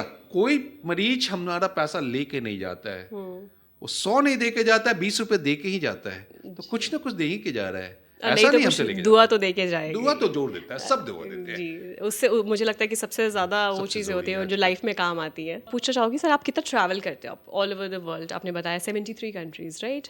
और मुझे लगता है कि रिलेटेड टू मेडिकल थिंग भी आप बहुत ट्रैवल करते होंगे for the conference and something. Mumbai में भी बहुत बार आप आ चुके हैं सर। तो सर ये जो बाहर की जो मेडिकल फैसिलिटीज़ होती है, क्योंकि अभी क्या है कि एवरी इलाजों में AI हैज़ इंक्लूडेड, तो जो भी आपके गैजेट्स होते हैं, जो भी इक्विपमेंट्स होते हैं, वो मतलब एकदम लेटेस्ट टेक्नोलॉजी के साथ थोड़ा थोड़ा दिन पे अपग्रेड होता है। तो सर आप कैसे उसको कोप अप करते हैं? लाइक डू यू, जो भी मार्केट में नए इक्विपमेंट्स आते हैं, you get it here Patna? थोड़ा सा जरूर स्लो है हम लोग, थोड़ा सा श्योर। मैं बोलना चाह रहा हूँ, मान लो कोई चीज़ अमेरिका में आ गई 2015 में, तो हो सकता है दिल्ली आते आते वो 2020 होता है, पटना आते आते 2025 हो जाता है। मतलब 10 साल थोड़ा पहले। सा या लेट हम लोग चलते हैं, क्योंकि नेचुरली उतना इन्वेस्टमेंट होता है। जैसे हमारे आर्थोप्लास्टी में जोड़ों का प्रत्यारोपण की जो बात करते हैं, उसमें जो रोबोटिक आ गई है, रोबोट, जी जी जी। तो रोबोट अब बाहर तो आ गया पहले। हमारे बिहार में जो पहला रोबोट आया वो करीब करीब 5 साल पहले आया। उस समय वह 12 करोड़ का आया, 12 करोड़ का रोबोट आया जिसको है कि आप ऑपरेशन करते हैं। और फाइनली मैं ये बताऊंगा, अगर मैं बिना रोबोट का करता हूँ, मुझे पेशेंट अगर 1 लाख देगा तो वो आपको भी 1 लाख ही देता है या 1,10,000 देता है, लेकिन 12 करोड़ आपका इन्वेस्टमेंट हो चुका है। और within 5 years that price has come down to around 5 crore, 7 crore कम हो चुका है। तो हमारे बिहार आते आते हम लोग भी थोड़ा वेट करते हैं कि थोड़ा दाम कम हो जाए तब हम लोग लें, क्योंकि हमारे patient they are ready to adapt, adjust. वो थोड़ा कम भी होता है, वो एडजस्ट कर लेते हैं। फिर हम लोग टेक्निकली एडवांस होते होते वो लाना शुरू करते हैं। अभी भी बिहार में एक ही रोबोट है, ऐसा नहीं ज़्यादा हो गया है, अभी भी वही 5 साल पहले वाला, लेकिन अब 5 करोड़ हो गया। हो सकता है 1 साल 2 साल 3 और साल में तो फिर बढ़ेगा। 10-15 आ जाएंगे, फिर उसके गैजेट्स वो आम जनता को उसका फ़ायदा मिलने लगेगा। लेकिन पाश्चात्य की जो बात करें, जिस हिसाब से उनका साइंटिफिक रेवोल्यूशन हुआ है, हम लोग क्या नहीं है। They are all working on evidence based medicine, जो कि सत्यापित हो चुकी है। हमारे यहाँ अभी भी एक्सपीरियंस बेस्ड मेडिसिन पे होती है, जिसकी बात आपने की homeopathic, ayurvedic, they are all experience based medicine. Allopathic is evidence based medicine, लेकिन शायद 20% अभी भी हम एविडेंस बेस्ड नहीं करके मेरा दिमाग जो बोलता है उस पर हम लोग करने लगते हैं कि नहीं, ये दिमाग बता रहा है ये बीमारी ये होगी। और कभी कभी तो वो मैं बोलूँगा एकदम सत्य रहता सच होती है। हमारे जो पुराने डॉक्टर्स यहाँ रहे हैं, doctor Shivnarayan Singh, doctor SN Arya, ये मरीज के नब्ज को देख के उनसे बात करके डायग्नोसिस करते थे और मरीज को सही ढंग से इलाज करते थे। आज कहाँ गया वो? कहाँ गया वो विलुप्त प्रजाति टाइप की होते जा रही है कि कहाँ चला गया, क्यों नहीं दिमाग आपका काम करता क्यों है, नहीं काम, मतलब क्यों आप इतना डिपेंडेंट हो गए हैं डिपेंडेंट आप होते सारी जा रहे चीज़ों पे। हैं। तो परिस्थितियाँ उस ढंग से हमने आपको चेंज कराते जा रही है कि हम MRI dependent, CT scan dependent नहीं करते हैं। तो हम पे क्वेश्चन आ जाता है, ये कैसा डॉक्टर बिहार में बिना MRI कराए हुए इलाज करा दिया। तो जब हमारे मरीज जाते हैं बाहर, वहाँ पे परेशानी हो जाते हैं उनको, अरे आपका डॉक्टर तो ऐसे कर दिया। हम भी करा सकते हैं, लेकिन उसकी आर्थिक स्थिति वैसी नहीं थी जिसमें हम उसको कराते, हर मरीज का MRI करा दे। तो कहीं ना कहीं हमें उसको बैलेंस करके चलना पड़ता है। और मैं एक कहानी और बताना चाहूँगा। जर्मनी में गया था मोस्टली 2018 एक कॉन्फ्रेंस के लिए। तो वहाँ केस प्रेजेंटेशन होता है, बातें होती हैं। एक दिखाया गया एक एक्सरे और बोला गया इसमें व्हाट विल यू डू। मैं बैठा हुआ था, मैंने जो लेटेस्ट उसका जो ट्रीटमेंट था उसका ऑप्शन दिया और बताया मैंने ये इम्प्लांट लगाऊंगा। उससे मैंने बोला ज़रूर कि टाइटेनियम इम्प्लांट लगाऊंगा। और बोला कि do you know the price? बोला I can talk on Indian, not in euro. Indian में कितना रुपये मिलता है? Oh you are from a rich country, we can not afford. ये जर्मनी में मेरे साथ बातें हुई। मीन्स हमारे यहाँ जो इंश्योरेंस सेक्टर इस तरह से कराते गई कि नहीं आप महंगा चीज़ लगाइएगा तभी अच्छा होगा, सस्ते चीज़ को उन्होंने बोलना। बोलने के लिए मजबूर कर दिया। कहाँ बैक्ट्रीम डीएस आजकल दवा में मिलता है, टेट्रासाइक्लिन मिलता है, नहीं मिलता है। इतने ज़्यादा उसके अगेंस्ट लिटरेचर आ जाते हैं कि नहीं उसको आप, और अगर आप लिखिएगा, हमारे यहाँ एक प्रोस्टेसिस है, ऑस्टिन मूर प्रोस्टेसिस, पिछले 5 साल से पटना में मिलना बंद हो गया। 2500 रुपये में मिल जाता था 10 साल 15 साल। अगर 80 साल की महिला का फ्रैक्चर होता है, 10 साल आप उसको चलने लायक बना देती हैं, उसको क्यों चाहिए 50,000 का इम्प्लांट? वो बनना बंद हो गया। तो क्यों? कि लोगों को हो गया कि नहीं वो लगाइएगा खराब हो जाएगा, तो ऑस्टिन मूर बनना बंद होगा। उसके बाद सिंपल बाइपोलर आया, 6,000 7,000 का होता है। उसमें क्वेश्चन रेज होने लगे हैं कि वो तो सीधे खराब हो जाता है। मॉड्यूलर, आज मैं खुद 2 मॉड्यूलर करके आया हूँ, मॉड्यूलर प्रोसेसेस, वो करीब करीब 35,000 40,000 का आता है। तो काफ़ी कुछ मतलब लिटरेचर हमारे माइंड में ये डाला जाता है कि महंगी चीज़ अच्छी है, महंगी चीज़ एंड अच्छी स्पेशली इन इंडिया ये देखा जाता है। एंड बाहर में हेल्थ केयर को अफोर्डेबल बनाया जाता है, इंडिया में कॉस्टली चीज़ों को इतना मार्केट किया जाता है कि this is the best. And जाहिर सी बात है, क्या होता है ना कि इंसान की ज़िंदगी का सवाल होता है, तो आप अपनी फैमिली के लिए बेस्ट चाहिएगा। अगर आपका साइकोलॉजी उस हिसाब से डेवलप किया जाए कि कॉस्टली इज़ द बेस्ट, तो you will go for that, specially for your family. तो that is the psychology. But मुझे लगता है कि लोग समझें एंड धीरे धीरे चीज़ें चेंज हो। इसी कॉस्टली चीज़ों पे मैं ये पूछना चाहूँगी सर कि का हमारे बहुत एक डिबेटेबल टॉपिक रहता है, generic and that the prescribed one, the branded ones. तो क्या क्वालिटी में कोई फ़र्क होता है जेनरिक में, जो कॉम्पोजिशन बेस्ड मेडिसिन होती हैं, and then what we get it from the brands? वो खुद नहीं बन के आ रही है, गवर्नमेंट मॉनिटर्ड होके जेनरिक मेडिसिन बन रही है, वो मार्केट में आ रही है। Quality is never bad, it is at par. थोड़ा सा बायोबिलिटी में अंतर आ सकता मे बी है, the temperature, maybe something, थोड़ा बहुत Okay. आ सकता है। आप जो इंफ्रास्ट्रक्चर में उसको स्टोर कर रहे हैं वहाँ पे आ सकता है। जो अच्छे आप बड़े सेंटर हैं वहाँ पे जिस हिसाब से मेडिसिन की स्टोरेज होती है, हो सकता है ये एक बहुत बड़ा वॉल्यूम डंप किया जाता है, उसका ट्रांसपोर्ट में अंतर आ सकता है, उसके कारण बायोबिलिटी में अंतर आ जाए, that is a different thing. लेकिन जहाँ मैन्युफैक्चर हो रही, मेकिंग में मैं कभी नहीं बोलूँगा that is bad, that is good medicine, government is doing a good job for all of us. लेकिन बाकी चीज़ है उसको भी मशीनरी को देखना पड़ेगा, जो मैन्युफैक्चरर से फाइनली कंजम्पशन तक आ रही है, वो ट्रांसपोर्ट चेन में गड़बड़ी ना हो। वो ट्रांसपोर्ट चेन में गड़बड़ी होगी, बायोअवेलेबिलिटी, सपोज मैं सिंपल सी बात कर रहा हूँ, अगर आप 100 ग्राम का खा रहे हो तो मैं 100 ग्राम का खाया, एक अच्छे से मैनेज्ड, तो उस 100 ग्राम्स में अंदर गया, और बाकी चीज़ का आप देख रहा है उसका बर्तन खराब है, कुछ कुछ झड़ जा रहा है, मान लीजिए आटे की बात करूं, बार बार पटक रहा है, तो आपके पास पहुंचते पहुंचते वो जो 100 ग्राम है वो घट के 50 ग्राम हो गया। तो उससे तो इफेक्टिवनेस नहीं आएगी। आप तो सोच रही है कि मैं तो वही चीज़ क्या था। तो ये सब छोटी छोटी गलतियां हो सकती हैं। नहीं, मैन्युफैक्चरिंग में मैं कभी ब्लेम नहीं करूंगा। They are equally potent, equally bioavailable, they are really good medicine. हाँ, तो मुझे लगता है कि हेल्थ केयर जितना अफोर्डेबल बना सके इतना बेहतर है। सरकार के द्वारा कोशिश की जा सकती है। अगर जो भी चेन में अगर कुछ इशू आता है, तो वो भी इफ़ एंड बट है, we are not sure of it, maybe it is like equivalent thing, अगर वो सब चीज़ें सेम है। और मुझे लगता है कि डॉक्टर्स को वो रिकमेंड करना चाहिए, because most of the doctors, because I have this personal experience कि एक मुझे प्रिस्क्राइब किया गया था, so I was running a generic medical hall. So वहाँ से मैंने पूछा कि क्या मैं ये ले सकती हूँ, तो बोला I am not sure of it कि उसकी इफिशियंसी अगर कम हो जाएगी तो I am not to be blamed the doctor की, ठीक है, नहीं go for this brand and this thing. तो वो लोग अपने ऊपर नहीं लेना चाहते हैं कि अगर हमने दिखाया तो कोई पेशेंट ये नहीं बोले कि you know this thing. So they also have trust issue may be. And second thing, Bihar में बहुत कॉमन है, बाहर भी होगा, आई डोंट नो, कि हम यहाँ बैठ के प्रैक्टिस कर रहे हैं, मेरे बाहर जो दुकान है वहीं से लेना है। सर ये है कि नहीं सर, ये फैक्ट है? इसकी बात मैं जरूर करूंगा। जी। देखो, 2 कारण से हो जाती है कि there are more than crores and crores of medicine. कोई भी एक दवा का दुकान मैक्सिमम 150 दवा रख सकता है। मेरी पास में, मेरे हॉस्पिटल में 150 या 200 दवा वो रख सकता है। मान के चलो more than 99 crore 99 lakh medicine उसके पास है ही नहीं उस ब्रांड की। आपने ब्रांड बनाया है, मैंने नहीं बनाया है। ब्रांड गवर्नमेंट ने अलाउ किया है। अब जैसे मेरा नाम अमूल्य है, तुम्हारा फलक है, ये चाहूंगा कि सब फलक यहीं पे बैठे रहे, नहीं पॉसिबल है। नाम आपने इतना 140 करोड़ है, तो हो सकता है करीब करीब 20 करोड़ अलग अलग नाम होंगे। 20 करोड़ एक जगह कैसे आ सकते हैं? तो उस तरह से एक बातें हो जाती है। मेरे दुकान में कभी भी आँख की दवा नहीं मिलने वाली है कि आई एम ऑर्थोपेडिक सर्जन। हमेशा हड्डियों की दवा मिलेगी, कुछ जनरल फिजिशियन की दवा शायद मिल जाए। तो पहले बात है अवेलेबिलिटी की प्रॉब्लम आती है।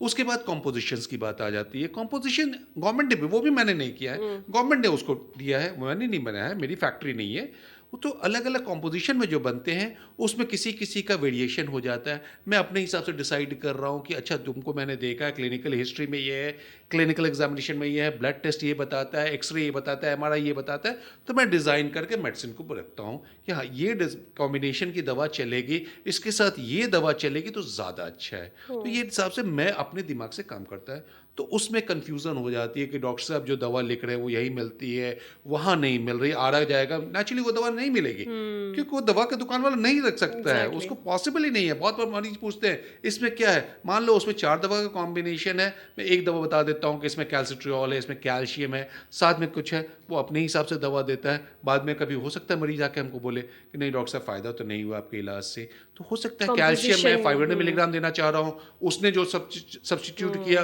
वो 200 मिलीग्राम हो, 100 मिलीग्राम हो, you can not expect the same result. लेकिन सेम अगर कॉम्पोजिशन आए तो यू Same, कैन गेट तो इट उसमें फ्रॉम कहीं से कोई एनीवेयर। गलती नहीं है, एकदम लेना हाँ, चाहिए। बिकॉज नॉर्मली ये केसेस देखे जाते हैं कि वो कमीशन भी बहुत लोग रख लेते हैं कि एक डॉक्टर का, you know that, so that should not happen in health care. What we trying to say here is, so मुझे लगता है कि सब लोग एक generic medicine you can go for that. It's sir ने बोला है कि कोई क्वालिटी में कोई भी प्रॉब्लम नहीं आती है। सर बहुत ज़्यादा आपने मुझे एडुकेट किया है, मुझे लगता है सारे हमारे ऑडियंस को भी एडुकेट किया है। बट ये डॉक्टर के बारे में ये बोलूँगी सर, बहुत भगवान के रूप में देखते हैं ना हमारे समाज में डॉक्टर्स को। बट हमारी अगर मैं ये देखूँ कि डेटा के हिसाब से कि मतलब बहुत कई पेशेंट्स ये कंप्लेन करते हैं कि इंटर्न्स को दे दिया जाता है जो मे बी उनको उतना एक्सपर्ट नहीं है। एक सीरियस केसेस उसके साथ अगर कुछ मिसहैप हो जाता है तो कौन रिस्पॉन्सिबल है? मैं ये नहीं मानने को तैयार होता हूँ। देखो कोई भी डॉक्टर जहाँ भी काम करता रहता है उसको मालूम है कि मेरे यहाँ अगर किसी तरह का मिसहैपनिंग हुआ आई विल बी ब्लेम्ड, वो इंटर्न ब्लेम नहीं होगा। तो इसलिए डॉक्टर्स जरूर कोशिश करते हैं कि मैं जितनी भी रिस्पॉन्सिबिलिटी हूँ वो उसको पूरा करूँ, बस एक टीम बनाना है। सब लोग हर काम नहीं कर सकता है, डिवीजन ऑफ लेबर पे ही। बट ये दुनिया प्राइवेट चल भी होता है ना, अगर सरकारी अस्पताल में सरकारी भी में भी जो सर्जन ऑन ड्यूटी रहता है वो एक्सपेक्ट करता है कि नहीं मैंने जो डायरेक्शन दिया है उसको हिसाब से वो करे, इस ढंग से करे। जहाँ पे जो उससे ज़्यादा डिफिकल्टी हो आई शुड बी कॉल्ड। अगर यंग जनरेशन सोचता है कि नहीं मैं मैनेज कर लूँगा, ये विडंबना हो जाती है। तो अपने ऊपर लेके कुछ उस अगर पे ट्रीटमेंट कर दिया हो without- सकता है। दूसरा कभी कभी क्या होता है, जो पेशेंट आते हैं वो फोर्स करते हैं कि फलना डॉक्टर साहब आएंगे तभी मेरा इलाज होगा, वही करेंगे। वो डॉक्टर अब चाहेगा हजार मरीज को देखना, वो पॉसिबल नहीं है। Exactly. तो वहाँ पे हमारे यहाँ गलतियाँ हो जाती हैं। बहुत बार ऐसा होता है मरीजों के कारण भी हो जाती है। तो मैं डॉक्टर्स को ब्लेम नहीं करूंगा कि उन्होंने जूनियर्स को दे दिया, सारा काम वो नहीं कर सकते। Exactly. हर का काम बटा हुआ है। Yeah. उस फेज में अगर चलने दे सब काम होगा, लेकिन हर चीज खोजिएगा कि नहीं डॉक्टर बोले ही सब करे, वो पॉसिबल नहीं। एग्जैक्टली वो फेजेस होते हैं, बिल्कुल सर। और sir scam that's a very famous, कितनी फिल्म्स भी बन चुकी हैं ऑर्गन ट्रेडिंग के ऊपर और ऐसी चीज़ों के ऊपर कि जो ओवर बिलिंग की जाती है, पेशेंट मर गया है उसके बाद भी। मतलब बिहार में, अगर मैं नाम नहीं लेना चाहूँगी, मुझे लगता है कि सब लोगों को पता होगा और आप तो सर बहुत वाकिफ़ है इन चीज़ों से कि किस तरीके से किया जाता है कि आईसीयू में अंदर पेशेंट्स के जो रिलेटिव्स हैं उसको नहीं जाने दिया जाता है। क्या पता वो अंदर 2 दिन से मरा पड़ा है, नहीं वेंटिलेटर पे बहुत सीरियस है, you know the cases sir. और अंदर पता चलता है जब बाहर आते हैं, जब पोस्टमार्टम या फिर उनके फैमिली में, बहुत एक फेमस हॉस्पिटल है हमारे पटना में कि उनके फैमिली में ही एक रिलेटिव डॉक्टर था, जब वो 2 दिन के बाद बिलिंग करके दिया गया तो उन्होंने ये बोला कि इनकी डेथ तो 2 दिन पहले हो चुकी है। So you must have heard the case sir. So this कैसे सर? फिर वही बात है फलक, मैं उससे दूर नहीं होना चाहता हूँ। जो है अगर कहीं भी धुआं उठता है, कुछ ना कुछ तो चिंगारी हुई होगी, तभी तो ये आग फैली। तो कुछ कुछ गलतियां हो रही हैं समाज में, और वो छोटी सी गलतियां जो होती हैं उसके कारण पूरा हमारा जो डॉक्टर समाज बदनाम हो जाता है। एक बूंद अगर गंदा पानी एक तालाब में गिर जाए, वो तालाब खराब नहीं हो जाता Exactly. है। लेकिन बदकिस्मती से उस चीज़ को इस ढंग से हम लोग कर लेते हैं, और उस चीज़ को अगर हम वहीं पे ठीक करना चाहें तो शायद ये गलतियां न होंगी। उस चीज़ को हमें अपने हर समाज से, अपने जितने भी संस्थान हैं, हमारे जितने भी हॉस्पिटल हैं, वैसी गलतियां न हो। हमें अपने टीम पे भरोसा रखना होगा, हमारे जो भी स्टाफ वहाँ कार्यरत हैं उनको बतलाना होगा कि कोई भी ऐसी, क्योंकि आईसीयू में जो मरीज चला जाता है, we can not advise all the relatives to come inside. हमारे यहाँ बिहार में और भी ज़्यादा है, लोग आते हैं और जाते हैं कि हम देख ले रहे, भाई आप इलाज नहीं कर सकते हो। आप 100 लोग अगर आ रहे हो और 10 पेशेंट भी है तो 1000 आदमी जाएंगे तो उतनी सारा इन्फेक्शन हो जाएगा। आप डिस्टर्ब कीजिएगा, जो डॉक्टर ऑन ड्यूटी है, जो स्टाफ ऑन ड्यूटी है, वो डिस्टर्ब होगा।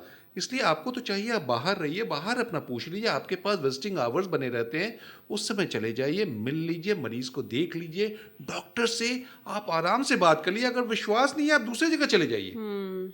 हाँ, लेकिन अगर जो बात फलक तुमने उठाई और उसमें कह रहे हैं कि वो डेथ हो जाता है, वेंटिलेटर पर रखा हुआ है, मैं नहीं चाहता हूँ ऐसी बातें दोबारा हों, क्योंकि हम लोग भी चाहते हैं, हम लोग को समाज में जो प्रतिष्ठा मिली हुई है, doctors are suppose to be the second god, वो जो फीलिंग एक समाज हम लोग के लिए रखे हुए है वो मेंटेन रहे, हम लोग को वो इज्जत मिलती रहे जो हमारे पूर्वजों ने अर्जित की थी, हमारा नहीं, ये पूर्वजों ने अपना बनाया था।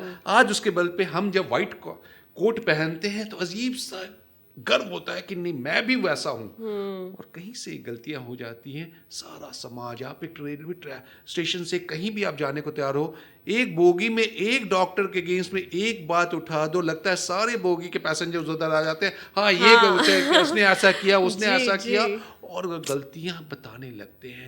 एग्जैजरेटेड भी बहुत बार होता है। एक कहानी में कुछ दिन पहले हुई थी, दिल्ली के बहुत प्रतिष्ठित अस्पताल की बात कर रहा हूँ।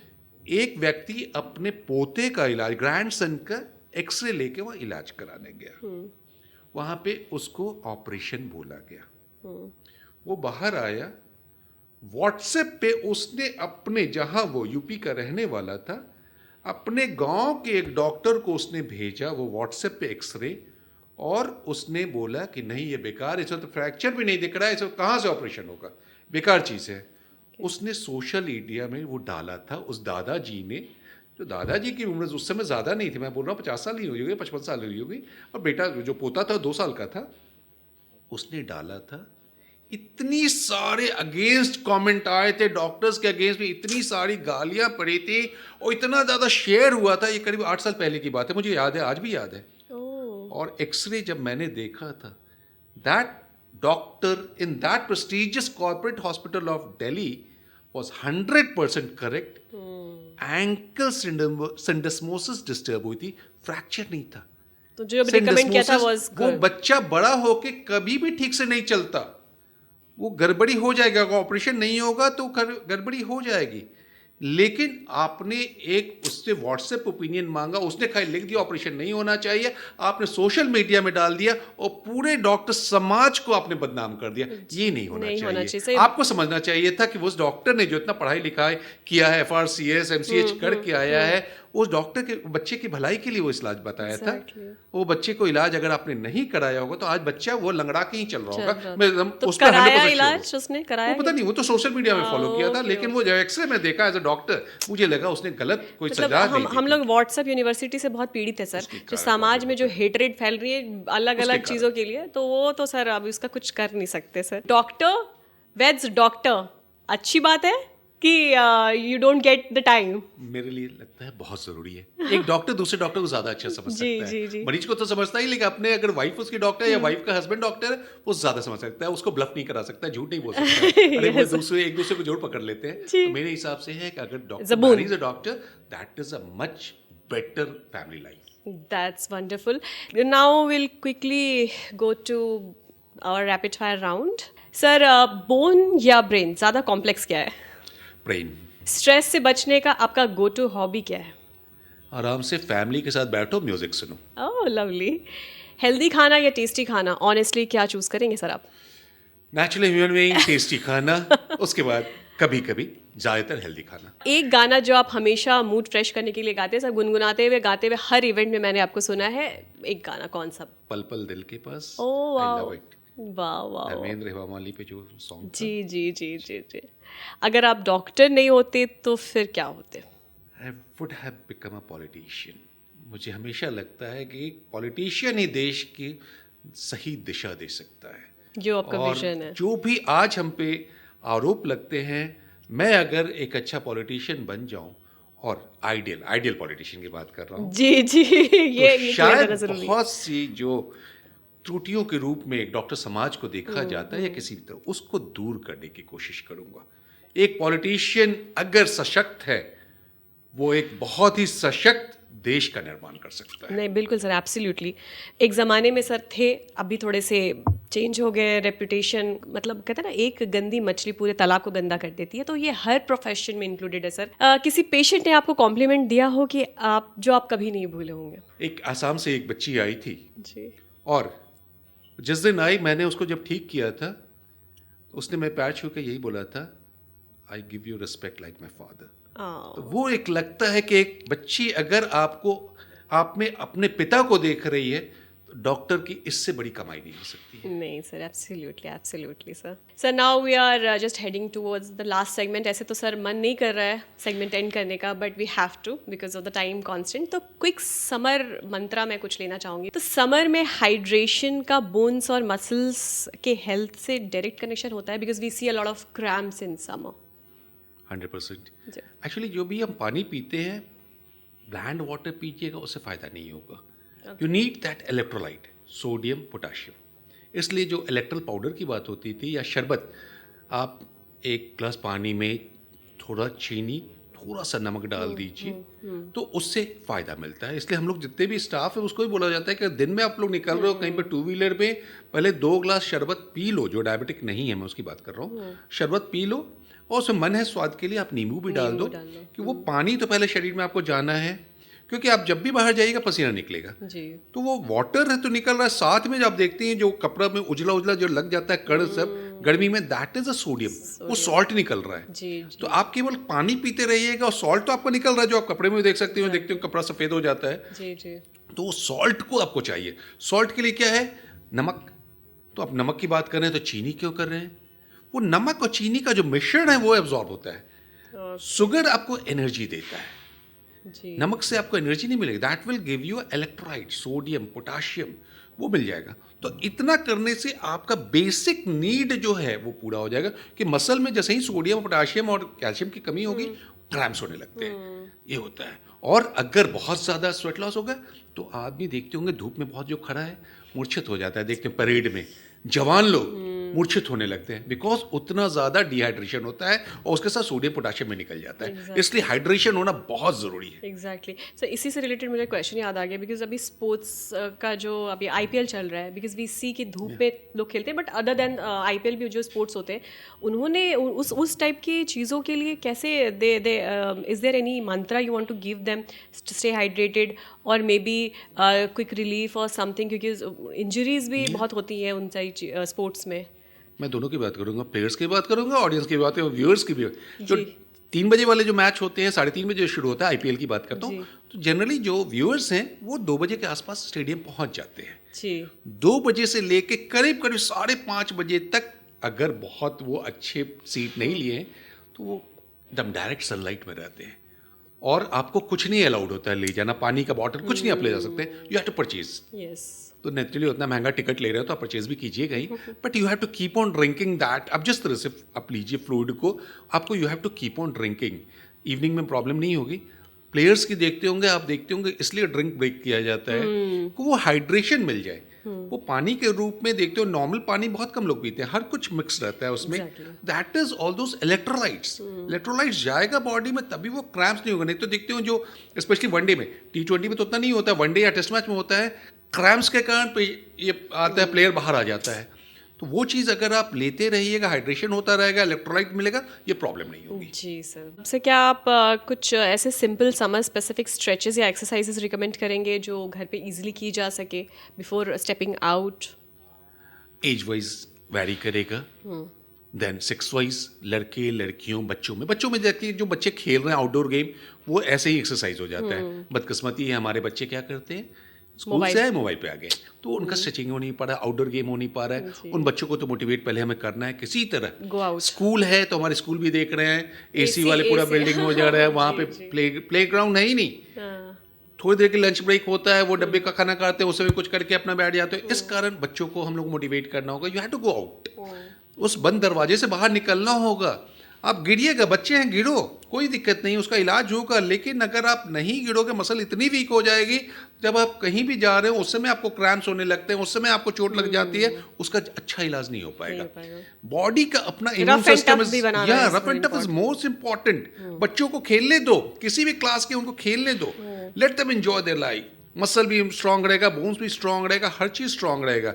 आप उसको बंद कीजिएगा, खराब हो जाएगा। उसके बाद आ जाता है एडोलेसेंट या एडल्ट्स। हमारे जो जॉब में चले गए हैं बच्चे, वो लोग बदकिस्मती से इतना काम हो जाता है, स्ट्रेस में करते हैं, पैकेज बहुत अच्छा मिलता है, ईयरली पैकेजेस एग्जॉर्बिटेंट, हम सोच नहीं सकते हैं उनको इतना मिल रहा है। लेकिन जो 12 घंटे वो लगातार बैठे रहते हैं, उससे प्रॉब्लम होती है। तो हर 1 घंटे में उठो, कुछ भी स्ट्रेचिंग कर दो। आप जैसे भी एक जम्हाई भी लेते हो, उससे भी आपको फ़ायदा हो जाता है, पूरे मसल्स आप स्ट्रेच कर लेते हैं। आप बैठ के पैरों को स्ट्रेट कर दो, टोज को मुंगली ऐसे ऐसे चला लो, उससे भी फायदा हो जाता है। हर 45 मिनट 50 मिनट में उठो, 5 मिनट का ब्रेक ले लो, उससे आपको फायदा मिलेगा। पोस्चर आपका कैसा है वो देख लो। और जो एल्डरली है उनको तो हमेशा बोला जाता है मॉर्निंग वॉक आप कीजिए, जो चल सकते हैं। जो नहीं चल सकते उनको बैठ के योगा जरूर कीजिए। Yoga is one of the best exercise. वो बहुत हद तक आपके हर मसल्स को मूवमेंट देता है और आपको बॉडी में ऑक्सीजन भी अच्छे ढंग से जाता है। Thank you so much sir, बहुत सारी जानकारियाँ हमें मिली सर। ये पॉडकास्ट मैं चाहूँगी कि हम ख़त्म कर रहे हैं ये एपिसोड। सर आप जो गाना आपका फेवरेट है, 2 लाइन अगर आप गुनगुना सके सर। कल तुझको देखा था मैंने अपने आंगन में, जैसे कह रही थी तुम मुझे बांध लो बंधन में। ये कैसा रिश्ता है, ये कैसे सपने हैं, बेगाने होकर भी क्यों लगते अपने हैं। मैं सोच कर रहता हूँ पल पल दिल के पास। Thank you sir, sir wonderful. और मुझे एक career option sir, singer, actor, model sir, मैं तो यही सजेस्ट कर सकती हूँ सर आपको। सर आप मुंबई आइए सर, एक मुझे टाइम चाहिए आपका सर, मॉडलिंग करेंगे हम लोग, एक्टिंग करेंगे मेरी अपकमिंग फिल्म्स में। लेकिन एज के साथ अब 60 इयर्स हो गया हो, नहीं sir, naturally you don't have to tell consider me as an elderly. Absolutely not sir, you are the best and आप जो आप मल्टी टैलेंटेड पर्सन है सर, बिल्कुल आप वो एज की बात करिए ही मत सर। आप मुझे लगता है कि आप वैम्पायर है सर, एज फ्रीज है। Loved it. Each moment I personally enjoyed it. Yes. अच्छा लगा। एक डॉक्टर्स के रूप में तो ठीक है, बाहर कोई मरीज का इलाज करता है, लेकिन जो बैठ के ये बातें होती है और दुनिया हमारे बारे में क्या सोचती है, अगर उसका कुछ अपने हिसाब से मैं जवाब दे सकूं और ऑडियंस को अच्छा लगे, तो ये सबसे बड़ी बात होगी, हम सबके लिए अच्छी बात है। Please try to go through this podcast and then comment what we have done good for you, what bad for you. तो हमारी तरफ से एक स्पेशल डैशिंग पर्सनालिटी के लिए हमारा प्यार और पिस्ता हाउस का स्वाद। Wow, I would love to have it. Thank you so much. Thank you. I'll keep it here. Thank you. I hope कि सर आप इनके हर आइटम्स एंजॉय करेगा एंड आप फीडबैक दीजिएगा सर हमें। मैं नहीं एंजॉय करूंगा, मेरी वाइफ और बच्चे भी एंजॉय करेंगे। yes, it's for everyone sir. Thank you so much sir. Now we are closing the podcast sir. Thank you so much कि आप अपने बिजी स्केड्यूल में से समय निकाले हमारे लिए। Hope to see you very soon on this couch and वो कुछ नए सवाल के साथ और कुछ हमारे ऑडियंस के questions and queries and will just add most Google questions in the next segment, क्योंकि जो सवाल आते हैं हमारे ऑडियंस की तरफ से तो वो मुझे लगता है कि बहुत इंपॉर्टेंट होता है कि एज अ डॉक्टर और एज अ पॉडकास्टर हम लोग उनको जवाब दे सके sir. So thank you so much. Thank you.